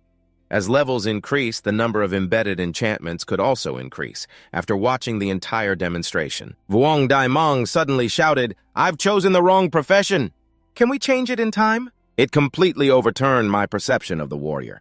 The system continued to announce this update's content, adding the ability to change from berserker to warrior. The enchantment also added an NPC guide for changing professions, requiring players to complete a quest to successfully change their profession. Six Vo rubbed Bak Li's head, surprised that just one enchantment could lead to a new profession. Bak Li blushed a little. Now I'm researching the inheritance profession of the mage. Later, 3 inheritance paths for the mage will be introduced for players to choose from. The mage will soon have 3 inheritance paths focusing on control and status, simply the curse line. Then there's the damage-focused line, the monster line, and finally the transformation line, the metal monster line. Each line has its own characteristics and is very powerful. Six Vo asked, what about the assassin? What will the assassin's inheritance be like? Bak Li hesitated for a moment. I'm still considering. The professions I create all require special materials to combine, which is equivalent to creating a new body template for the players. It's not just a matter of adding something. Therefore, each inheritance profession must be thought out carefully and researched thoroughly multiple times. Six Vo felt a bit heartbroken. She always tries to research alone. Is there anything I can do to help? Bak Li smiled. You just need to buy a lot of delicious food every day. Researching this is very brain-intensive. I need all kinds of tasty food to replenish my nutrition. When I saw her, I couldn't help but laugh. She just wanted to eat well. All right, I promise I'll definitely buy it for you. Moving to the coastal area of the underworld, a deep voice echoed from the sea. One of the leaders kneeling on the ground responded. The underworld lord said that as long as you offer 100,000 souls as tribute each year, the underworld will recognize you as the ruler of the realm. Hearing this, a flame of anger ignited in the eyes of the underworld lord. When the Northern Kingdom was still in power, why didn't he dare to act so boldly? You think I'm easy to bully? The soul messenger, dressed in a black cloak, trembled. The underworld lord said to temporarily accept his request, but once I reach the level of a demon king, I will demand repayment for this debt. The soul messenger nodded, seemingly recalling something. The underworld lord asked, the third demon's soul has extinguished. The soul messenger replied, yes, the third demon. Isn't he stationed at the boundary of the realm and the underworld such a safe area? Why did he die? The soul messenger shook his head. Not only did he die, but it seems all his subordinates have also perished as no one returned to report. It's suspected to be the work of the northern region's demon king. The underworld lord said again, no, it can't be him. He wouldn't be foolish enough to confront me right after taking over the northern region. It must be another force. You investigate it yourself. I want to know who's secretly targeting me. Meanwhile, a video of the battle between players and the demon commander was uploaded to a major video website, and the number of players in the online battle has reached 200,000, and the amount of soul currency that the underworld lord possesses has also exceeded 50,000. He decided to spend 50,000 soul currency to renovate the underworld under the control of the underworld lord's divine weapon. A massive amount of soul energy surged from the ring, soon enveloping the abandoned underworld. Then a strange scene, half illusion, half reality, appeared, a brand new, magnificent black structure. It emerged from the ruins. 2 people pushed open the large door of the treasure hall within the underworld. Before them lay countless books and documents containing all the cultivation methods and combat techniques that the Northern Kingdom's lord had collected throughout his life. The elder said, next we will open the treasure hall for players. It should be renamed. The underworld lord had already thought of a name for the players' cultivation hall, so it will be called the Cultivation Hall. As soon as he finished speaking, the divine weapon in the underworld lord's hand moved, and a massive amount of soul energy surged from the ring, quickly rearranging and renovating everything inside the old treasure hall. It transformed into a more suitable place for players full of colorful and magical elements. The underworld lord finally understood that the cultivation hall truly existed within the divine weapon along with the books inside. They had become shadowy figures. Players could click on these figures to view detailed explanations and demonstrations of the skills. The underworld lord immediately smiled. There was no need to search for each book. Just asking these shadowy figures was very convenient. However, to learn here, players still had to pay soul currency. The elder nodded. Of course, besides needing soul currency, there were also level restrictions. For some players, even if their bodies were upgraded and enhanced, they still couldn't withstand certain powerful spells. Inside the man's mind, he spent 50,000 soul currency to rebuild the underworld, even renovating the cultivation hall for the second time. The underworld lord temporarily divided this area into 3 major professions: warriors, mages, and assassins. Each major profession was further divided into 5 smaller areas: beginner cultivation area, intermediate cultivation area, and advanced cultivation area. the spirit cultivation area, and the elemental cultivation area. Furthermore, due to the large number of players, the divine weapon opens several parallel spaces here, each capable of holding up to 1000 players. This is equivalent to setting up different channels in the game. After the Underworld Lord finished arranging everything, a notification appeared announcing the official start of learning skills. All players who reach level 20 can go to the Cultivation Hall to choose their combat skills to comprehend. However, not long after the announcement was made, many players rushed to the Cultivation Hall, and almost all of them were mages, with mages specializing in summoning ghost soldiers, controlling ghost soldiers, and condensing ghost warriors to serve the power of each ghost warrior. To summon a maximum of 10 level 20 Ghost Warriors, you need to have a level 1 player's strength, and you can learn the skill that doubles the number of summons each time you level up. The Necromancer's skill, Evil Thought, creates a toxic aura that continuously deals damage over a wide area, and you can only learn this skill at level 20. Each level up can increase the area and power of the Evil Thought skill, summoning wandering demons that protect the Necromancer's body. You can only learn this skill at level 30. The power of the demon skill is unpredictable and influenced by environmental factors. The higher the level, the stronger the demon becomes. Previously, the necromancer profession was not valued. Even reaching level 20 only grants useless skills. Now a series of skills for the necromancer has appeared, and those necromancers who were always neglected like outcasts brought tears to everyone's eyes. Finally, this terrible operator remembered this profession. This made Bak Li, one of the operators, sweat profusely. It seems that the necromancer players from before are very resentful about this. I just saw Bak Li waving his hand, saying to move on. Let's continue upgrading the online battle to the next step to save players travel time. He has spent 5000 soul coins to build the teleportation station. Placed in key areas between the entrance of the Soul Mountain and the Underworld, this is definitely good news for players because each time they respawn at the Soul Mountain, they can craft items. They have to spend a lot of time traveling due to the desire to inherit the warrior profession, and the players with this profession began to leave the Underworld. They are looking for materials to change professions in the wild. Building the teleportation station will greatly increase their efficiency, requiring the first stage of the warrior profession inheritance. Hunting designated monsters requires Stage 2 to collect materials for crafting charms. They must complete one of the 2 materials that make up the power charm, which is the black stone mined from the lapis lazuli mine. The lava core is mined from the wolf fang mine, and the black armor fragment is mined from the fireland. The materials that make up the rubber stone charm are mined from the water mine. The soul core is mined from the deep water river, and the death stone drops when killing the soul demon, along with many materials for the destruction charm. This is required for Stage 3 of the warrior profession inheritance. Profession change successful. Unlocking the profession upgrade mode, Bak Li said, so even though the initial investment for the teleportation station is huge, it's definitely worth it. Each time they have to pay a soul coin for the teleportation fee.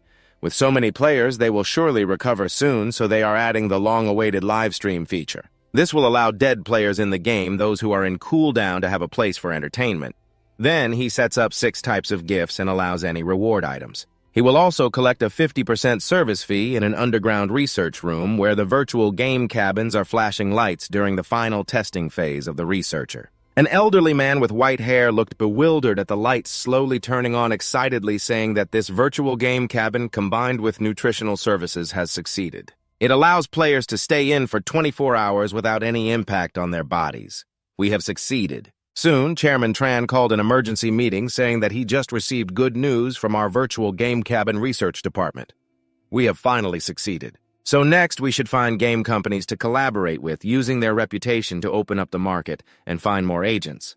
At that moment, the secretary rushed in saying urgently that it was not good, Chairman Tran. The Teep Duke Company from Country A just announced the virtual game cabin at their press conference. He connected the tablet to the projector in the meeting room, showing the press conference as everyone had been waiting for a long time. The Teep Duke Company's virtual game cabin has successfully been researched. After countless data checks, I assure you of the stability of the cabin. On the other end, Ngo Kwok also called, saying to quickly check the news about Teep Duke announcing the virtual game cabin. Then you can experience the game for 24 hours. Just now, the operation department of Teep Duke contacted me hoping I could promote collaboration, so I invited 30 major game companies, including the old ones. Remember to be on time tomorrow morning. 6 agreed, then hung up. He excitedly mentioned that for the player's health, there had to be a limit of 12 hours of gameplay in the virtual game cabin. The opportunity for our player faction to develop faster has arrived. The next day at the company headquarters, many famous game developers from the country were present. The representative from the Tiep Duke Company arrived right on time, looking somewhat annoyed that Chairman Ngo had not yet opened the meeting. Who else are we waiting for at this moment? Ngo Kwok Not looked worried. Occasionally glancing at the clock, but still not seeing Six not long after Six entered, holding hands with Back Lai, saying, "We got stuck in traffic. Sorry for being late." Ngo Kwok Not didn't blame him. As long as he arrived, that was enough. "Please take a seat." But he also brought the girl along. We didn't arrange any extra seats. We only saw Six sit down saying, "It's fine," while lifting Bei Si Lai onto his lap, saying, "My little sister doesn't like being alone." This made the corner of Chairman Ngo's mouth twitch slightly. That girl Olasa began to speak, and Olasa nodded, "All right." Everyone knows that our Tiep Duke Company is a leader in the virtual reality field, being the first in the world to create something more advanced than virtual reality headsets. That is the virtual game chamber. This self-praising speech lasted for an hour. At this point, Bac Lee had rested her head on Six's shoulder, sound asleep, and the meeting was nearing its end. The cooperation request that Olasa put forth was, game developers must submit 20% of their profits each year as a platform fee for their game chambers. Hearing this, the representatives from the game companies widened their eyes in shock, and the atmosphere in the meeting room fell silent for a moment. At this moment, someone spoke up. "We are really interested, but submitting 20% exceeds our budget. We need to report this to the board chairman." Olasa coldly replied, "As long as our virtual game chamber launches, countless gamers will flock to it, and any game that gets onto our platform will definitely make a fortune." In her heart, she thought she could outdo all the game companies, let alone 20% even higher demands they wouldn't be able to refuse. But just then, Six suddenly spoke up. "I'm not interested, I'm out." Olasa smiled lightly. "Sir, do you have any questions about our cooperation request? Or do you not understand what we're saying?" At this moment, Bac Lee rubbed her eyes, her hands messing up the mood beside Ngo Kwok Not, who was stunned. "Six, don't rush to refuse. This is a business negotiation. If the conditions aren't right, we can still negotiate slowly. After all, for any game company, this is also an opportunity." Olasa's gaze changed suddenly, staring at him. "Sir, please think carefully before making a decision." But Six, feeling unbothered, stood up straight. "No need for that, girl. I'm stating my thoughts clearly. I refuse this cooperation." He turned away majestically. "Sorry, Mr. Ngo. Just like when I refused his buyout offer, he wouldn't share the benefits of the online battle with anyone else. That would be an insult to Team 5. Our development and ideals will lead the way. This man is live-streaming taming a wild beast as a mount. First he tied it up using force to suppress it, then lured it with food, watching the beast become weaker. The taming rate reached 60%, about to succeed. Then a stream of black air appeared from nowhere, causing the surrounding trees to wither visibly. Even the wild beast, tied to the tree, instantly turned into a white skeleton. Before long, a soul messenger in a black cloak hovered in the air. The man live-streaming immediately drew a long sword. "DM, are you looking for death?" The soul messenger stretched out two hands, and streams of black air quickly shot out from behind him, turning into sturdy black vines that tightly bound the three players in place. The three struggled. "What the hell is this black smoke? Why can't we escape? What is that guy?" The horrified eyes of the soul messenger suddenly flashed, and he spoke in a hoarse voice. "Now I ask you, answer me. Where do you come from? Do you know why the demons are stationed here? You will die. Those players aren't fools, so you must be one of the demon generals." In an instant, I only see the soul-reaping messenger raising their hand, repeating the same words. "I ask you, and you answer." At this moment, the black vines are tightening around the man with golden hair, making him feel suffocated. Don't let the dark clouds and vines tighten any further as the three of them face each other. Are we done for? Maybe so. The creditor has come knocking. I remember back then I even posted a picture of that demon overseer. The soul-reaping messenger was stunned. "Did you kill the demon overseer?" "It's impossible. With your strength, how could you kill the demon overseer?" The man with golden hair shrugged it off, saying he was just an NPC. "If you have the guts, let us go." "Wait until I finish my transformation. I'll take you on." The other two chimed in, pleading, "Don't kill us. We hold grudges. Anyone who kills us will get back at them. Don't make a mistake." Hearing this, the fire in the soul-reaping messenger's pupils blazed. "Do you know who I am? I am the soul-reaping messenger under the command of Lord Shana, responsible for collecting souls. If you meet me, you have no chance of becoming a primal soul," after saying that he used the black vines to invade their bodies.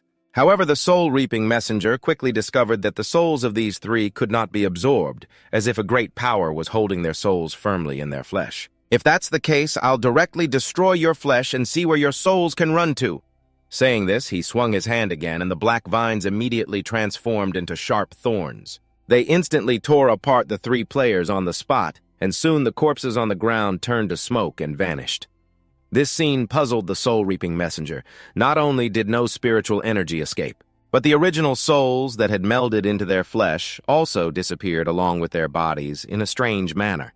This completely contradicts the laws of the underworld. Living beings in the underworld die. Their souls enter the cycle of reincarnation, and spiritual energy disperses into the heavens and the earth. But the current situation completely violates this law.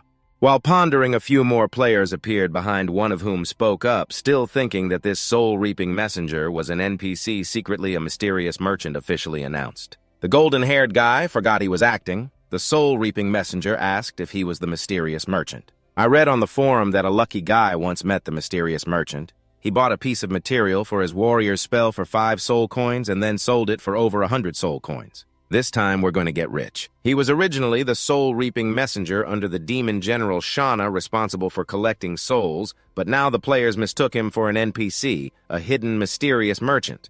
I only saw the man place a hand on his shoulder. "Hey buddy, are you selling? Let's make a deal, once to get acquainted and twice to get close. Everyone meeting is fate. Can you give us a discount?" At this moment, the soul-reaping messenger was completely furious. He doubted whether the brains of these strange beings were stuffed with toxic gas. Their words were utterly meaningless. Then he released the black energy within him coldly, saying, "Do you know how the demon general in charge here died?" But the fool still thought the opponent wanted to show off their strength before selling, and a sidekick suggested complimenting him a bit to make him happy, then asking for a discount. Hearing this exchange, the soul-reaping messenger immediately raised 5 fingers. "Let these fools die." In no time, the black energy turned into sharp spikes, killing 5 people. But the souls and their soul energy vanished the moment they died. The soul-reaping messenger seemed to think of something. Then he transformed into a shadow and rushed toward the underworld in the human world. Bak Li, munching on snacks, said, "Luke Vo, someone is coming to investigate Shauna." Luke Vo nodded. "What exactly is this soul-reaping messenger?" Bak Li explained that the soul-reaping messenger is the highest position under the Demon King and Demon General, responsible for collecting souls. Each Demon King and Demon General has a soul-reaping messenger, and their powers very skilled in magic related to blood marks. Luke Vo didn't understand much about souls. Bak Li continued to explain that this is equivalent to money in the real world. In Bak Ki, there are many areas that can produce and can also be harvested by folk creatures different from Lin and primordial spirits, similar to a type of material. It can be used for cultivation and also for forging weapons. The Demon Kings and Generals still haven't taken over Minfu because this area is the most resource-scarce in all of Bak Ki. It's where materials are the scarcest, and then Bak Li devoured the soul of the envoy. The soul envoy can enter the ghostly energy at any time. With the current strength of the players, it's very difficult to kill him. After saying that, Bei Si Li froze in place. She seemed to sense something. A moment later, she turned her head and said, "Six Wu, he's coming."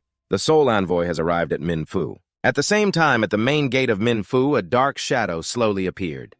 How could this be? Minfu had been destroyed in countless battles, yet it was now being repaired. At this moment, the soul envoy was filled with fear.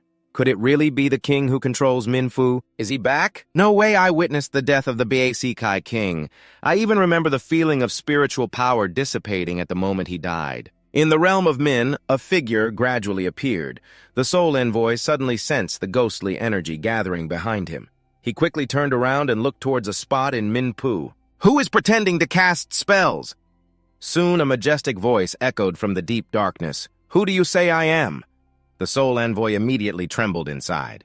Then he bowed his head and knelt on the ground, his body trembling uncontrollably, paying respect to the return of the traitorous King Ngo. Seeing the former king of the Min realm return, he was so scared that he knelt on the ground. "I, your humble servant, ask for forgiveness for my sins.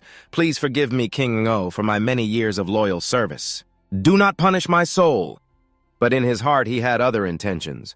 Death could at least lead to rebirth, but if punished, the soul would vanish. Only to see Bak Ki King extend his hand. "You betrayed me. Can you escape so easily?" Hearing this, the body of the soul envoy trembled. "I beg for King Ngo's forgiveness. The soul envoy is ready to atone for his betrayal." At this moment, Bak Li was hiding to the side, her eyes wide open. 50. I didn't expect Six Wu to use the form of Back Key King to deal with the Soul Envoy. Initially, Six Wu wanted the Soul Envoy to commit suicide to atone, but then he thought of another idea. How will you atone? The Soul Envoy hurriedly replied, Your humble servant asks to help King Ngo reclaim the lost lands and restore glory to your majesty. But just as he finished speaking, the Soul Envoy was startled, standing up straight, pointing at Six Wu. You are not the Biasiki King. The real Back Kai King would never spare me even if he saw me as useful. Who are you? Why are you here? How do you repair Minfu? What does the death of the third demon have to do with you? Seeing the plan exposed, Six Wu also frankly admitted. That's right, the demon general is mine to kill, and next will be the Iron Man. The tone of the Soul Envoy became calmer. You dare to do such bold things. But Biak Kai is not a place where you can run rampant. Saying that, he quickly raised both hands.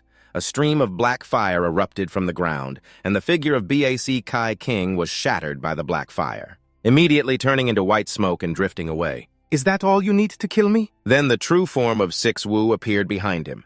I am really not the Bac King, but I have his bloodline. This Bac Kai Emperor will be succeeded by me. Before he could finish his sentence, Bak Li bit down on his hand. The Soul Envoy won't easily trust you like that. If you want him to obey, you need to prove that you are truly a descendant of the Bac Ki King. At this moment, the Soul Envoy was about to mock him, but suddenly saw drops of blood floating in the air. He extended his palm to catch a drop of blood, feeling the surge of power from it. Are you really a descendant of the Bac Kai King? The sixth void continued to take on the form of the Bac Kai King, saying, Your heart already has the answer, so why ask again? Now I give you a choice. Submit to me or die. At this moment, the Soul Envoy felt very complicated inside. Wait, there's one more thing I want to confirm. Those beings claiming to be players were also created by you. The sixth void answered honestly, Of course. The fear of the Soul Envoy surged again at the thought of those players. Even when their physical forms disintegrate, their spiritual power doesn't easily fade away, and the one who created them is this guy. This means he has grasped the laws of the cycle of the underworld, a supreme power that even the Bac Ki King never held. So what kind of great entity am I facing right now? Seeing him hesitate, the sixth void immediately shouted, I'm asking you one last time, will you submit or die? Hearing this, the Soul Envoy no longer hesitated and immediately knelt down to pay respects to the king, the Soul Envoy. I pay my respects to the current king. I will be loyal to you just as I was to the Bac Kai King. The Soul Envoy bowed beneath the throne of the High Ka King, saying, Your Excellency, I have investigated and returned. The Demon General Satna slowly spoke. Have you investigated the cause of the death of the Demon Overseer? The Soul Envoy placed a dry branch on the ground. Your Excellency, please take a look at the Demon Overseer's camp. I found this dry branch from the Tree Demon. The Demon General Satna was slightly surprised. That demon was the right hand of the Fan-Thatched Demon King. Did he take action? He has already taken over the entire Bakjioi, and that's not enough. He wants to invade my territory as well. After a moment of silence, the Demon General Satna angrily said, You go tell the Haivuong in the Huangtuyen Sea to inform him that the condition is to offer 100,000 souls as sacrifices every year. This was what he had proposed before. His Majesty has agreed. Tell him to wait for me to break through the Demon King's realm, and I will assist him in conquering the back region. When the scene shifted to the Sixth Void's home, it was already 3 a.m., but his room was still lit. Recently on the game forum, players hoped that the online conquest could open a payment channel. This made the Sixth Void very troubled, and he could only add more game settings. To quell their grievances, Bak Li was very curious about why he didn't let the Soul Envoy commit suicide during the day. But the Sixth Void said, just watch this. She'll understand soon enough. Before long, a live image appeared on the screen. This was the border between the Lu Li and the Huangtuyen Sea, where a few players were sneaking into the territory of Satna to live stream. However, at that moment, on the crest of the waves, a monster with the upper body of a human and the lower body like an octopus with 8 limbs holding a trident suddenly appeared. The monster roared at the sky, and the massive sound waves turned into almost tangible ripples rolling towards the shore, each wave hitting the sound waves of the monster. Players lost 100 health, but the monster continued to roar, Satna come out now. But right after that roar, a figure appeared in midair. You suddenly show up. What do you want, Haivuong? Don't overstep your bounds, the Demon General Satna said while gritting his teeth. Facing the aggressive Haivuong from a distance, while watching the live stream, the Sixth Void laughed. Overstepping bounds, that's exactly what I plan to do. What's wrong with that? Next to Bak Li with a shocked expression, the sixth void thought, this is really scary. Although she didn't know what was happening, she had a feeling that the demon general Satna would be outsmarted by him in a very tragic way at this moment. On the other side, the demon general's face was extremely grim. Sea King, you dare to lead your army into my territory so openly. You really underestimate me. The Sea King, furious, said, if the Northern King were still alive, I would respect you a bit, but without the Northern King, you are nothing in my eyes. Hearing this, the demon general couldn't maintain his dignity. Not only had the enemy invaded his territory, but they were also insulting him. His fists gradually tightened as he said, if you want to fight, I'm ready to take you on. The Sea King continued to point at him, cursing, aren't you just a turtle hiding its head anymore? Daring to refuse my proposal, I think you must be ready for this battle, right? Hearing this, the demon general was about to strike, but hesitated and refused. But I clearly ordered the Soul Envoy to accept the Sea King's proposal. Why is it now a refusal? In a hurry, he called out to the Sea King, wait, there might be some misunderstanding between us. But unexpectedly, the Sea King shot him a disdainful glance. Coward, is it too late to regret now? The Northern King in this realm is truly just a thing of the past, the demon general said, leaning on his injured arm. Now that the truth is clear, there's no need for us to be here anymore. Now I directly commit to you. I accept your request to tribute 100,000 souls to you each year. Seeing him humble himself, the Sea King immediately changed his tone. Very well, your majesty accepts. However, the amount must now be doubled. Without the Northern King, anyone can bully you. You've lived this long already. The law of the jungle doesn't need me to remind you. The demon general's face turned pale, but after showing his strength, there was no room for negotiation. I agree to your request. The Sea King laughed heartily. That's more like it. Go teach your subordinates a lesson. If this situation happens again, you might not be so lucky next time. With that, he vanished in a whirlpool. After the Sea King left, the demon general finally relaxed. You dared to humiliate me like this envoy of souls. I will definitely tear your soul apart, making sure you never escape. The envoy of souls looked dazed. Is the Sea King gone? I finally understand. You kept the envoy of souls to be your pawn. This time you really tricked the demon general badly. I thought it would just be mutual damage, but in the end the demon general was beaten alone. Who is this Sea King? The Northern King explained that he is a very powerful figure who used to fight against the Northern King many times. Really, the Sea King fought against my ancestor too. Yes, they fought often. The Northern King would often seek out the Sea King to battle. Once he even brought me along and I saw the Northern King pin the Sea King to the ground. It was painful to watch, really. The Sea King is quite strong, but not overwhelmingly so. The underworld is still vast. The Sea King can only be considered the overlord of the sea near the Northern Kingdom, while the entire underworld connects with the major prisons of the Ming realm. It's divided into 7 seas. The Sea King can't even dominate one sea.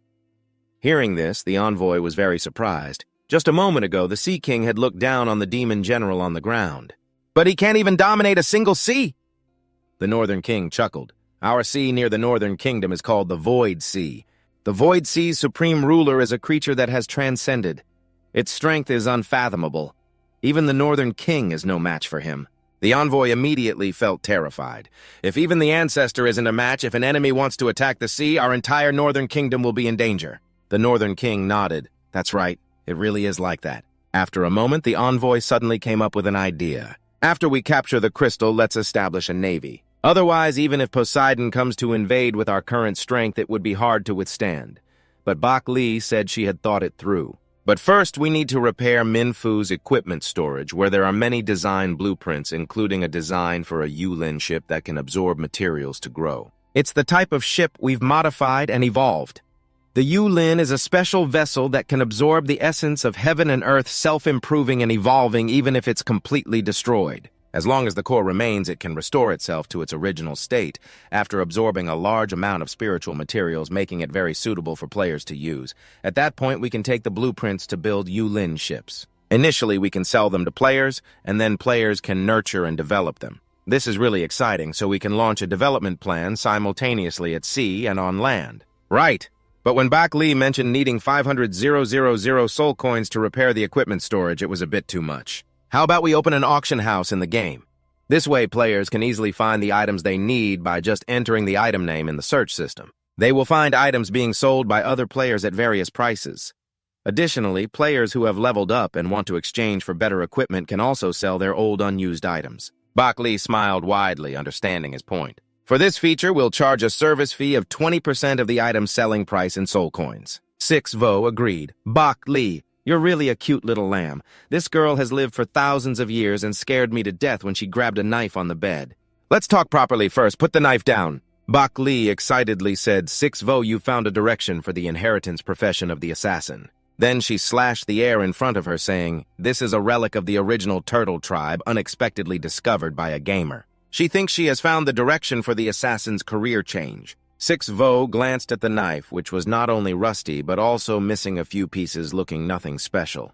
Bak Li quickly explained that this knife was a weapon of the original turtle tribe, and she always intended to turn it into a direction for the inheritance of the cursed assassin. The original turtle tribe was once a very powerful race in Bak Kai, believed to have connections with the great prisons in the Min realm. Each of their members was a born assassin with the ability to summon terrifying cursed demons. The original turtle tribe was brutal, killing everywhere and causing disasters for beings in the underworld. They even openly challenged the Bak Kai king, but unfortunately they were crushed by the army of the Bak Kai king Tran and then disappeared from the Bak Kai land. She thought she could only find it in the equipment storage. After the repairs, unexpectedly discovering the items of the original turtle tribe in the auction house, she wondered who the fool was that put it up for sale for just 5 soul coins. What a bargain they got. Bak Li grabbed 6vo's hand, using the weapon's ability to travel to Minfu, directly bringing it into Minfu as a model, then posting an announcement in the game for him to see. At the same time, players would soon see an announcement throughout the game updating the inheritance profession of the cursed assassin. Willing to bear the curse, abandoning faith to become a wanderer of the dead, absorbing the power of the curse in suffering. In their eyes, death is the true beginning. The profession's characteristics hold the power of the curse, capable of summoning cursed demons and cursed weapons. The initial profession must be an assassin at level 30. Hell Path 1 summons the Demon Servant for 30 minutes. During this time, all damage dealt will have the power of the Demon Servant, and under the protection of the Demon Servant, damage taken is reduced by 15%. Hell Path 2 20000000 healing, turning into a messenger. The profession's characteristic holds the power of a curse capable of summoning cursed demons, requiring the initial profession to be an assassin at level 30. The Hell Path summons the Demon Servant for 30 minutes during this time. All damage dealt also gains the strength of the Demon Servant, while under its protection, damage received is reduced by 15% with a Hell Path of 20000000 healing as the envoy. A 1-minute attack during this time allows the ability to fly to target a specific area for a wide-ranging, devastating attack from a billion dam. The Hell Path 3-8 Lamon transforms into 8 Lamon for 1 minute during this time. You can control the selected target into a captive state while the damage inflicted on yourself is reduced by 85%. The chosen target will bear this damage. Additionally, the cursed individual can awaken 18 types of evil spirits with 18 different attack forms ranging from low to high, divided into 4 levels, with the 9th Hell Path being extremely wicked. It's really hard to grasp the details. You can ask the job transfer guide to see how the job transfer works. Players are completely crazy, feeling that this job is even stronger than the warrior's spell. Even suicide can kill others, requiring the job transfer mission for the Assassin's Curse. The Assassin's Curse job transfer mission has been posted. A player who is level 30 or above can accept the job transfer mission and hunt any monsters, excluding other players, to earn additional red blood essence. Collecting 10,000 points of red blood essence can unlock the first Hell Path for a successful job transfer. The Assassin's Curse mission 2 upgrades the profession to Hell Path. 2A Tai Dam, seeking 3 sources of cursed power to submit to the job transfer guide, who will inscribe 3 curses onto the body. Completing the second profession upgrade. A Tai Dam Hell Path 3-8. Lamon, the Selfless 8. Lamon sacrifices in death to understand the essence of 8 Lamon at extreme difficulty. Players self-realize from hell to Tuhan's sun, collecting fragments of divine spirits from the mountain and submitting them to the job transfer master to complete the upgrade, leaving all gamers stunned. For the first time, they see a job transfer requirement this difficult. They also have to self-realize how to view comments on the Trung back channel, feeling quite helpless. The curse design is good, but the upgrade entirely depends on the player's ability, especially the self-sacrifice skill. Even the ancient cursed tribes had only a few who could do it. 6vo sighs. During this phase, the refinement of inherited professions is slowly being implemented, but the hidden profession field is completely empty, but Bak Li simply says. 6 Vo just needs to restore Huan 07. Huan 07 is where the ancient Bak Ki king used to keep defeated enemy generals and the souls of fallen warriors. Many famous generals who once followed the Bak Ki king to expand the territory are inside. Huan 07 is a worship architecture. Among those souls are several highly talented warriors whose legacies can be inherited through weapons. Thus, the war continues. We just need to set up some random missions to activate job transfers in the game when players complete them. They will receive that inherited power to become hidden professions in the game. Meanwhile, the Black Sea Technology Company is convening an emergency meeting. It turns out that Tiep Duke has successfully researched ahead of them. The game cabin is a step ahead, thus gaining rights from famous domestic game companies when the boss's assistant suddenly speaks up, Chairman Tran, according to news from Platform 173.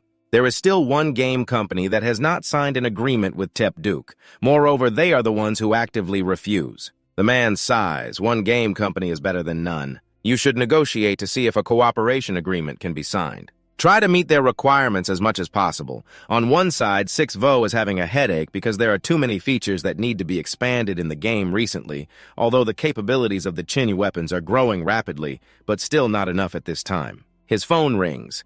When he answers, the other party gets straight to the point. Mr. 6, we are the Black Sea Technology Company, and we hope your game can cooperate with the cabin. Your phone rang, and when you answered, the other party got straight to the point. Mr. 6, we are the Black Sea Technology Company, and we hope your game can collaborate with us. Our virtual game hasn't let him finish speaking yet. 6V immediately responded, saying they had an impression of you without needing to meet face-to-face. I just have one question. If we collaborate, will you charge a fee? The assistant was stunned after hearing this. Chairman Tran took the phone and said he would speak directly with him. Picking up the call, Chairman Tran got straight to the point without beating around the bush. 6V won't charge a fee and is also ready to integrate your game as pre-installed software in the gaming booth so players won't need to download it separately but can see it right in the game list. Seeing him so happy, 6V immediately agreed. After all, the virtual gaming booth is more beneficial for stability and player growth. The man slashed his hand, letting the blood flow down the stone wall. Before long, a ghostly white dog leaped out from the rock wall, soaring above the man.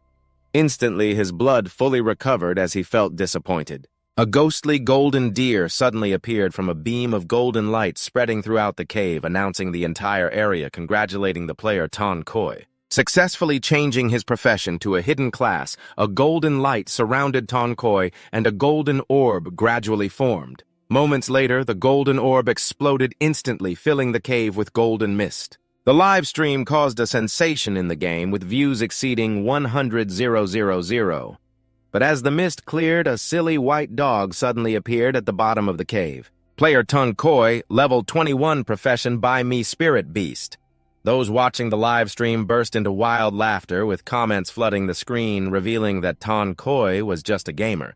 Accidentally falling into a hole in the game map and unable to escape on his own, he opened a live stream to ask players for help. However, they all accidentally got discovered by Bac Lee. So he picked a random name to convince the guy to bleed successfully, transforming him into a hidden profession. Each time he levels up, his attributes increase by 100%, and he can comprehend a legacy skill at each level. Upon reaching level 150, the second form unlocks. The blood within Bai Mi has miraculous healing effects.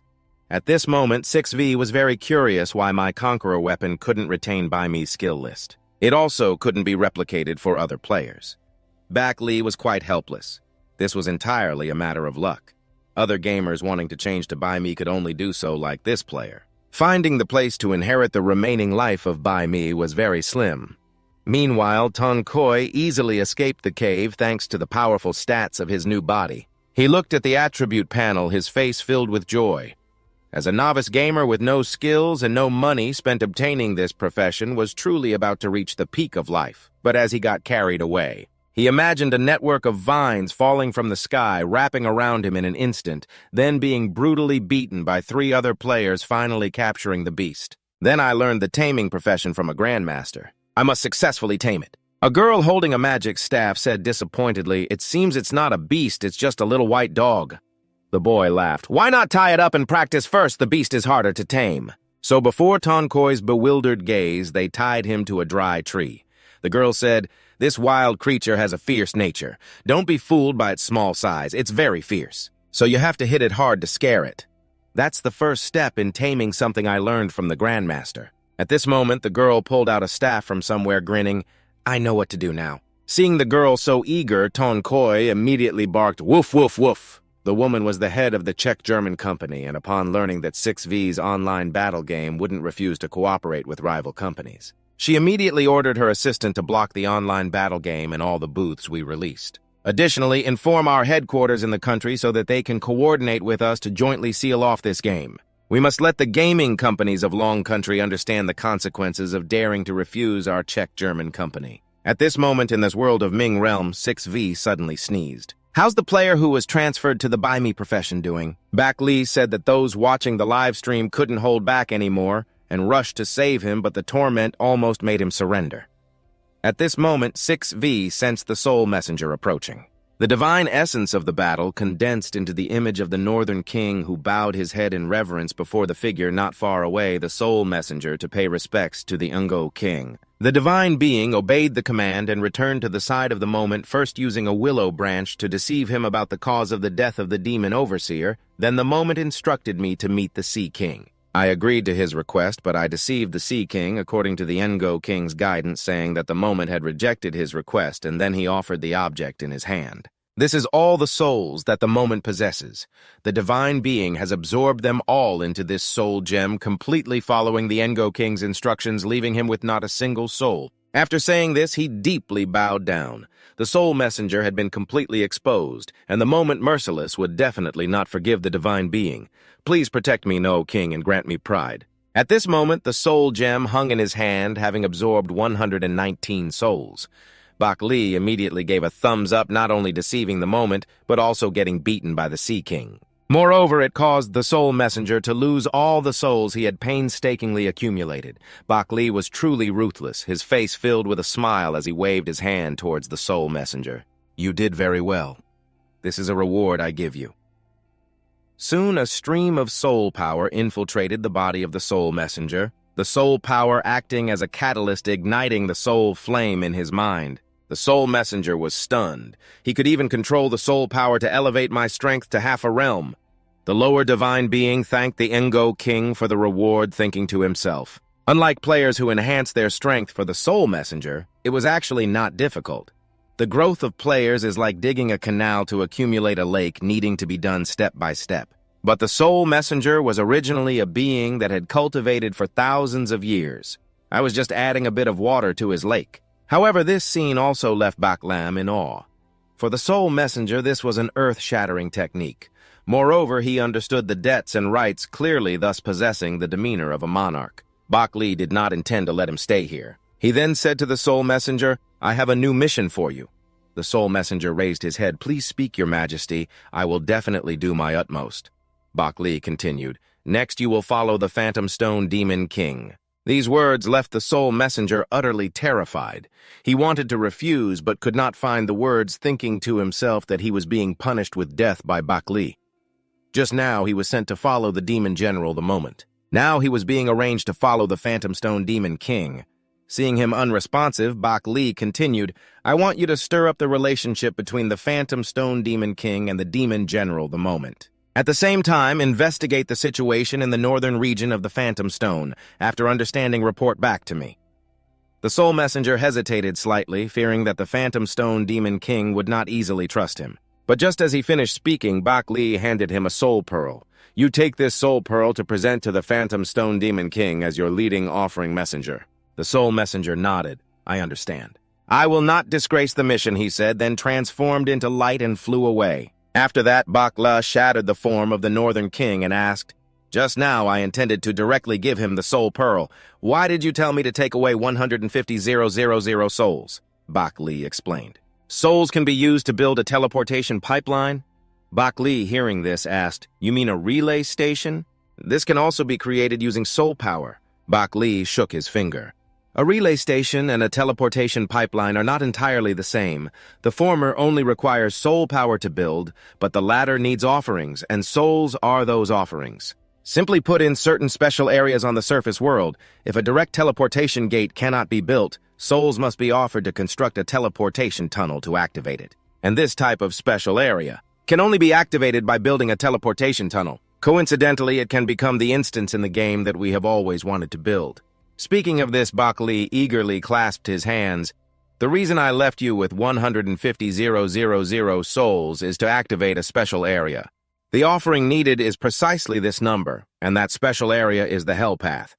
The Hell Path is a forbidden area in the underworld consisting of a total of 18 layers continuously producing demons. The required sacrifice is precisely this number, and that special area is the Hell Path. The Hell Path is a forbidden zone in the underworld consisting of a total of 18 floors that continuously spawn demons. The deeper you go, the stronger the evil spirits become, making it perfect for players to train, especially for assassins who need many essential items to change their class. You can find it inside. Hearing that, 6Wu thought for a moment and then released all 150,000 souls he had just extracted from the battle god. At this moment, Bak Li also drew a strange talisman on the ground. Surrounding them were floating objects in a blue hue like jellyfish. After more than 10 minutes, the ground began to tremble slightly, and red light emerged from the patterns drawn on the ground. The floating souls around were drawn to the center of the formation. 6Wu shivered in fear as Bak Li was also swept into the chaos when things started to go wrong. I'll pull her out immediately. In no time, a pair of giant red arms appeared. A stream of lava appeared behind 6Wu. He hurriedly asked Bak Li about the sudden appearance of these arms. Bak Li raised both hands to his mouth and chanted a few phrases that 6Wu completely didn't understand, then seriously said, "Don't call them arms. They belong to one of the oldest gods of the underworld. Although he is dead, he was once the supreme manifestation. Just now I used ancient language for the sacrifice to summon the remaining consciousness of him, hoping to exchange for a wormhole to the Hell Path. By sacrificing these 150,000 souls, soon the giant arms began to break through the formation, creating a bottomless pit. The girl sacrificed 150,000 souls just to unlock a dungeon in the game. She summoned one of the oldest gods of the underworld, using him in the formation to forcibly open a passage down to hell. Although this god is dead, he still governs one of the competition areas. Once the hell passage was opened, the giant arms began to fade and the formation transformed into a bottomless pit. 6Wu asked, "So will we need to do this for other dungeons in the future?" Bak Li replied, "That's right. All forbidden areas carry the echoes of the ancient gods who have passed away. That's why those areas became forbidden, and to unlock new dungeons, we need to find ways to gather more souls." "Oh, right," 6Wu said. "We haven't been to the Hell Path yet. I really want to go see." 6Wu looked a bit worried. "Isn't it dangerous?" Bak Li reassured him. "Don't worry. I plan to use the yin energy to form a body." Then, blending in with a team of 5 players, 6Wu quickly agreed. The game-wide notification popped up announcing that the dungeon had been opened, activating the Hell Path dungeon and adding an NPC guide for it. The Hell Path has 18 levels with scenes for leveling up and training several bosses and countless powerful creatures, requiring a minimum of 10 members for the dungeon group. The time limit is 1 hour. Seeing this notification, players had long been ready, quickly logging in and rushing to the dungeon gathering point. Within 10 minutes, nearly 30 members of the Guardian Angel Guild, led by Diep Tuyet Nai, gathered near the NPC. Preparing for the survey, she lightly touched the dungeon control panel and a board appeared selecting the Hell Path dungeon for teleportation. Immediately, all team members felt a sensation: weightlessness. At this moment, Bak Li also created his wizard character, blending in with the crowd of players. Before long, as his body adjusted, he felt the environment around him change significantly. The ground was barren, with red lava flowing in the crevices. Even with the lowered senses, it was still palpable. A wave of heat surged forward.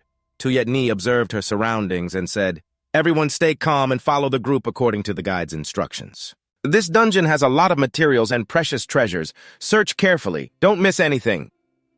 At this moment, Diep Tien noticed a cave to the left of the waterfall. But standing too close, his health was continuously decreasing. Tuyet Nai approached him. "Hey, you're losing health. Quick, get away from that lava waterfall." But Diep Tien said, "It's fine. I'm only losing a drop of health every second. There must be something valuable inside." So everyone ventured deeper into the cave. They soon discovered that there was absolutely no heat inside. "This dungeon is really strange.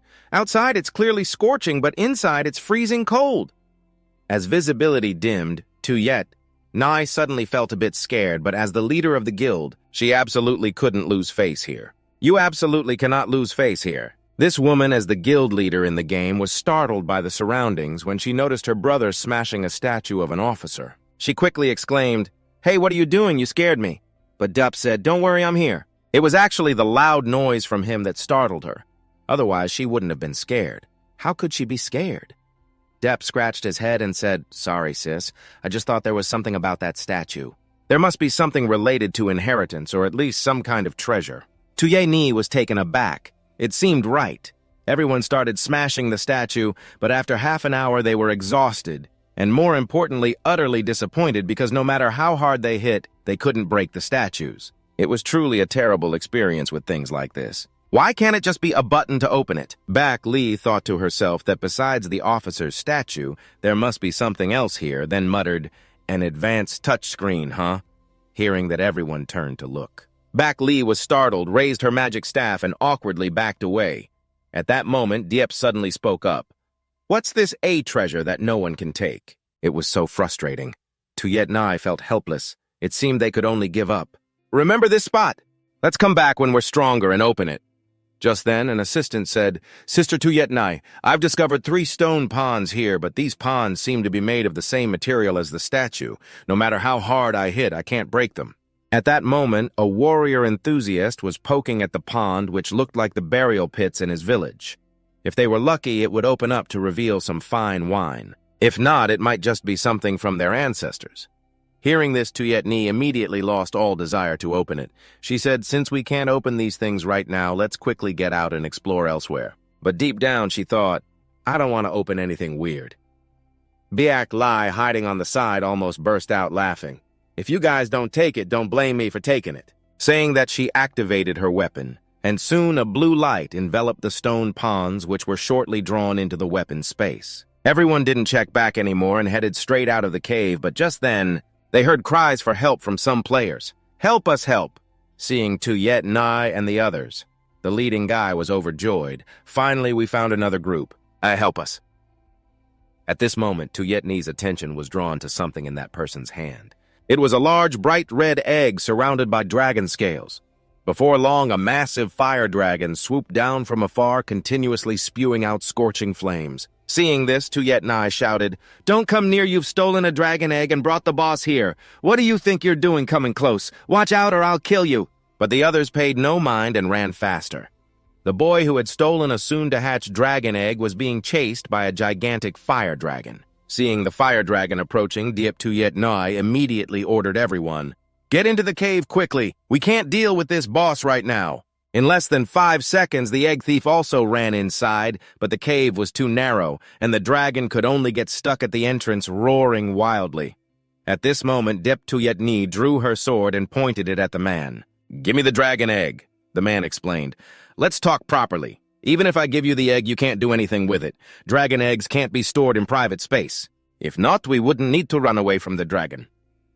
But just as he finished speaking, Diep Tuyet Nai suddenly appeared behind him and killed him, saying, "You brought the muddy water for the dragon to follow us, putting us in danger. Now I'm killing the troublemaker. Isn't that reasonable?" In less than 5 seconds, the dragon egg thief rushed in, but the cave was too cramped and the dragon could only get stuck at the entrance, roaring madly. At that moment, Diep Tuyet Ni drew her sword and pointed it at the man. "Give me the dragon egg," he explained. "Talk properly. Even if I give you the egg, you won't be able to do anything with it. The dragon egg can't be stored in a private space. If not, we wouldn't need to hold it and run from the dragon." But just as he finished speaking, Diep Tuyet Nui suddenly appeared behind him and killed him, saying, "You led the muddy water for the dragon to follow us. You put us in a dangerous situation. Now killing the troublemaker isn't too much, is it?" After that, Diep Tuyet Nui tried to put the dragon egg into her private space, but couldn't, helplessly saying that the dragon was guarding outside. "If we go outside, we'll die, and the dragon egg will fall out too, so this egg is useless, right?" But just at that moment, the eggshell cracked, and a golden ray of light burst out from the fissure. At that moment, Bak Li, hidden in the crowd, felt the weapon in her hand flicker. She thought the dragon egg was about to hatch, and the timing was just right. Earlier, she had borrowed from these people. Now it was time to repay the favor. Before long, a small dragon with an adorable appearance stretched out of its shell, looking up and joyfully calling out.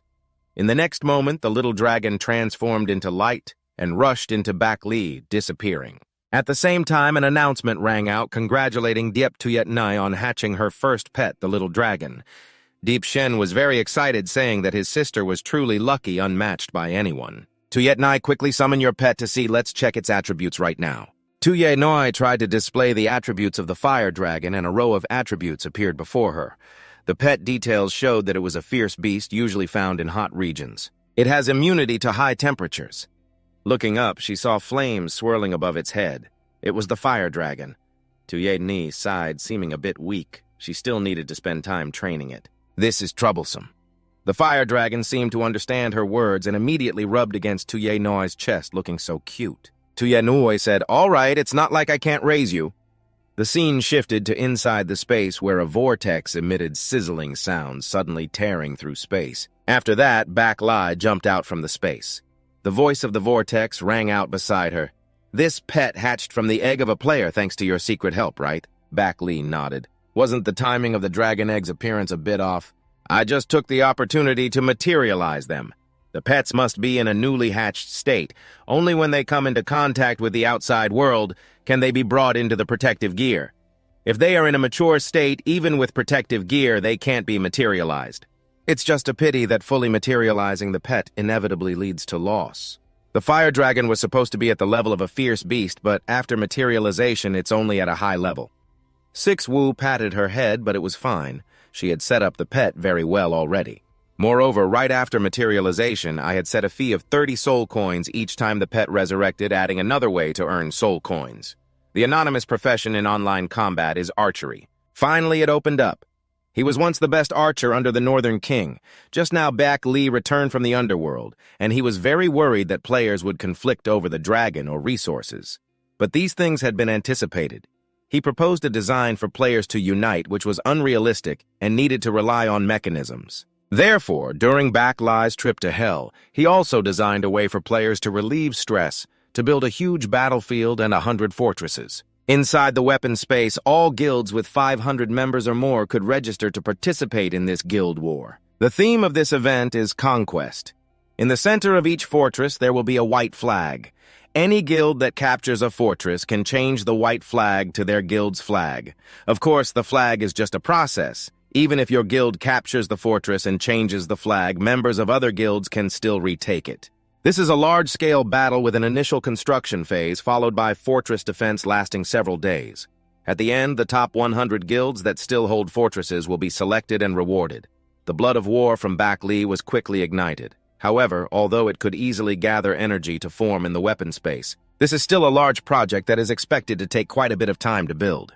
Six Wu nodded, agreeing with her assessment, so this activity is still in the preparation phase. But I have good news. Our soul coins have finally reached 200,000. We can start building. After 30 minutes, a tall tower appeared in the Ming Mansion. This is a major battle that has a construction phase, followed by city defense lasting several days until completion. The top 100 factions that still hold the city will be selected and rewarded. The blood of the North Lie quickly ignited, but even though it could easily gather yin energy to form weapons in space, this is still a significant project that is estimated to take quite a bit of time to build. Lu Wu nodded, acknowledging her comment, so this activity is still in the preparation stage. But I have good news. Our soul currency has finally reached 200,000, and we can start building the transformation.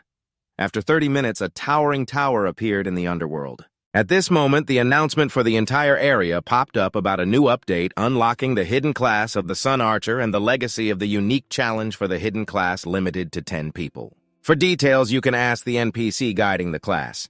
It's very confusing in the Huan 07, and there are still many souls. So she wants me to choose the Sun Archer first. Please explain, Ba Li. Because the Sun Archer was once a treasure highly regarded by the Northern King, the Sun Archer is the #1 archer under the Northern Emperor. His power nearly reached the realm of the Demon King. But in the battle against the Cursed Tribe, the chief of the Cursed Tribe sacrificed himself to launch a self-destructive attack on the Sun Archer, causing the Northern King great sorrow over the loss. But ultimately helpless in the end, the Northern King could only place the soul of the Sun Archer into Huan 07 for future generations to honor the Hero 6 Vo to console the past. No need to be sad anymore. Let's arrange the next steps. Then Ba Li conjured a bow from thin air to fully unleash the power of the Sun Archer's legacy. The exquisite archery technique is indispensable. Moreover, the online battle is not a virtual game. It's entirely a real world, so not everyone can master archery. We need to select players who want to change classes before 6vo immediately gathers energy in their hands. This is easy. I will directly create a challenge map to filter out the top 10 performers to receive the legacy of the Sun Archer. This is the Hidden Class Challenge. The number of registrations reached 250,000 people. To avoid interference, each player will be in a separate space for the first challenge, completing it quickly. The top 10 all achieved a 100% hit rate among them. Diepthon also participated for fun, and his score made him very satisfied. Then the second round was also successful. The fixed target was 100 meters, and Diepthon still scored perfectly, securing the second position. This made Diepthon ecstatic. It wasn't just a casual participation. Who would have thought that I shot randomly and still hit the bullseye? I haven't even touched the bow. Maybe I really am a genius. After the third round, Diepthon not only secured the hidden class position, but also ranked first. Nan, indeed, I am a genius. I want to be humble, but talent doesn't allow it. At this moment, two people were hiding behind preparing the inheritance for the players to adapt easily. They decided to spend some soul currency to recreate the body template in no time. A piece of information appeared in Diepthon's mind. Congratulations, you have successfully changed classes to the Sun Archer. Please open the Attributes panel to see the details of the class. The training range will continue for 30 minutes. Please make the most of your time at the training range to adapt to the new skills of the Sun Archer, the greatest archer in the northern region. Inheriting the archer's weapon each level up increases attributes by 50. Additionally, a special passive effect, Eagle Eye, is granted, replenishing energy with the breath of the Sun Archer. The passive skill Eagle Eye enhances vision, allowing for self-adjustment of focus between near and far. The breath of the Sun Archer consumes 1 point of energy for each arrow shot. The breath of the Sun Archer skill consumes additional energy, regenerating 1 point every 3 seconds. The Sun Archer's arrow barrage consumes 5 points while simultaneously firing 5 arrows. Carrying the breath of the Sun Archer deals area damage, consuming 3 points of energy. It can be used to dodge attacks or close in on the opponent. Manhwa Chi 7 uses up the remaining energy to concentrate all the power of the breath of the Sun Archer, forging it into a sword of air to deliver a fatal blow during the use of this skill. There's no need to combine with the bow and arrow. This class will unlock Stage 2 when the player reaches level 100 and completes the class upgrade. For details, you can ask the career advisor. Watching the inheritance of the Sun Archer made the live stream viewers envious. After changing classes, he immediately learned 3 skills so under everyone's watchful eyes. He practiced shooting, but when he shot, the score dropped to 0. He was live streaming and awkwardly adjusted his posture, saying that he had missed the shot earlier and would shoot for real this time. The arrow shot out, missed the target by 10 meters, and the score continued to show 0. After 5 consecutive shots, he finally realized a serious issue. Perhaps the previous 15 arrows he shot randomly actually hit the target. But right after changing classes, all the arrows shot out were pulled down to 0 points. Suddenly, Diepthon had an idea. Maybe he still had a chance. He immediately took out a long sword. But right after changing professions, all arrows shot down suddenly. Diepshen had a bright idea. Perhaps he still had a chance. He immediately took out a long sword. I used to be a poor archer, so I guess I'll just go back to my old job. But just as he finished speaking, the sword slipped from his hand and fell to the ground with a clatter, announcing that the game had displayed that he had changed his class to a specialized weapon user, an archer, and could no longer equip a sword. Deep was in tears, regretting that he had someone with a bright future but didn't appreciate it, and instead participated in this archery challenge. I'm such a fool. In the realm of the lost, a beam of golden light shot down from the sky, causing the surrounding hills to tremble violently. At that moment, the dark-faced demon general roared in anger, holding his sword. That soul-reaping bastard dared to betray me, humiliating me in front of the Sea King. I will definitely tear you apart into 1,000 pieces in the next life, a woman's voice echoed. My lord, capturing the soul-reaping messenger right now might be a bit tricky. According to the latest news, we have collected 10 souls that have gone to the Demon King and offered all the souls to him. Hearing this, the demon general thought to himself, it won't be long before I agree to offer 100,000 souls to the Sea King. Where will I get them from? Besides, my strength is almost at the level of the Demon King now. Those souls are crucial for my breakthrough. What can I rely on to break through? On one side is the Sea King, and on the other is the Demon King, both stronger than me, while I used to be very confident about my chances of breaking through. Now I'm stuck. What should I do next? Suddenly, the soul-reaping messenger said, "My lord, our realm of the lost is situated between the forces of the Sea King and the Demon King. Due to the betrayal of the soul-reaping messenger, it is very dangerous here. Instead, let's leave and run to the underworld where there are no forces occupying it to temporarily avoid danger while waiting for you to break through to the Demon King level and continue planning for the long term." The Demon General thought carefully. This method could really work. But what about the souls in the realm of the lost? Am I just going to abandon them? But the soul-reaping messenger said, "My lord, what time is it now?" "Right now, only if you surpass the Demon King level can we have a voice in this northern land. If not, the next time the Sea King comes to demand 100,000 souls from us, it will be truly dangerous." The Water General saw that her analysis was very reasonable and ordered to take all the resources that could be carried away. 10 days later, everyone set off for the underworld. Meanwhile, in the real world, two people were discussing a player, a swordsman who was a fierce fighter in the game, believing that his swordsmanship in real life was also top-notch. A scruffy man blocked their path, asking, "Where's the swordmaster? Tell me where he is." One of the two was grabbed by him. Yelling loudly, he hurriedly said, "In the online battle, his name is Mach 9 Kai." Seeing the man standing still, the two immediately ran away, cursing behind them, scared of that crazy guy. The man wanted to create a new NPC, designating two character models, a fat chef representing dark cuisine and an old goat herder who could teach players to use various herbs to concoct poisons, but when it comes to the most popular NPC, it's still the village chief of the beginner village. At that moment, the phone of 6vo rang. It was Ngo Quoc Nhat calling to tell him that the month-long voting had ended. As all players thought, the online battle version led by a wide margin compared to other games. Ngo Quoc Nhat also said on the phone that he hoped 6vo began to consider the issue of the game's background music, and he promised to help if difficulties arose. This made 6vo ponder but which star to invite to sing the background music and produce it. It really gave him a headache. He once hoped to ask Bak Li, but only received a look that said he was an idiot. Bak Li said, "I only know about research and development. I don't know how to sing or compose. But you have a good idea, 6vo. You could try selecting from the songs on the game forum, and as for inviting singers, just leave that to Ngo Quoc Nhat. He could open some soul currency recharge channels. It won't affect anything." The positive motivation for players to earn soul currency like the costume feature, I believe many players who like to look good will spend money on that. At that moment, the two were excited when Bak Li discovered a strange scene in the game. 6vo's expression changed from suspicion to surprise as the player level was not challenging. A level 26 berserker at the Soul Demon Mountain, a young man in thin clothing held a sword lightly in his hand and said, "I want to challenge Mach 9 Ki-Aw." Mach 9 Ki-A chuckled, "Hey buddy, come back when you're at a higher level." The sword god coldly looked ahead. "Aren't you afraid? The sword heart of the first path moves forward without fear. You're not worthy of practicing the sword." Hearing him say that, Mach 9 Ka got angry and swung his sword. "Am I worthy or not? Isn't it up to you to decide, you arrogant fool? If you want to fight, I'll show you." After saying that, Mach 9 Ka rushed forward, but Nhau Kiem remained cold, quickly turning and drawing his sword. The clash with the sword Mach 9 Ka bought at the sword shop showed Nhau Kiem's completely skilled footwork.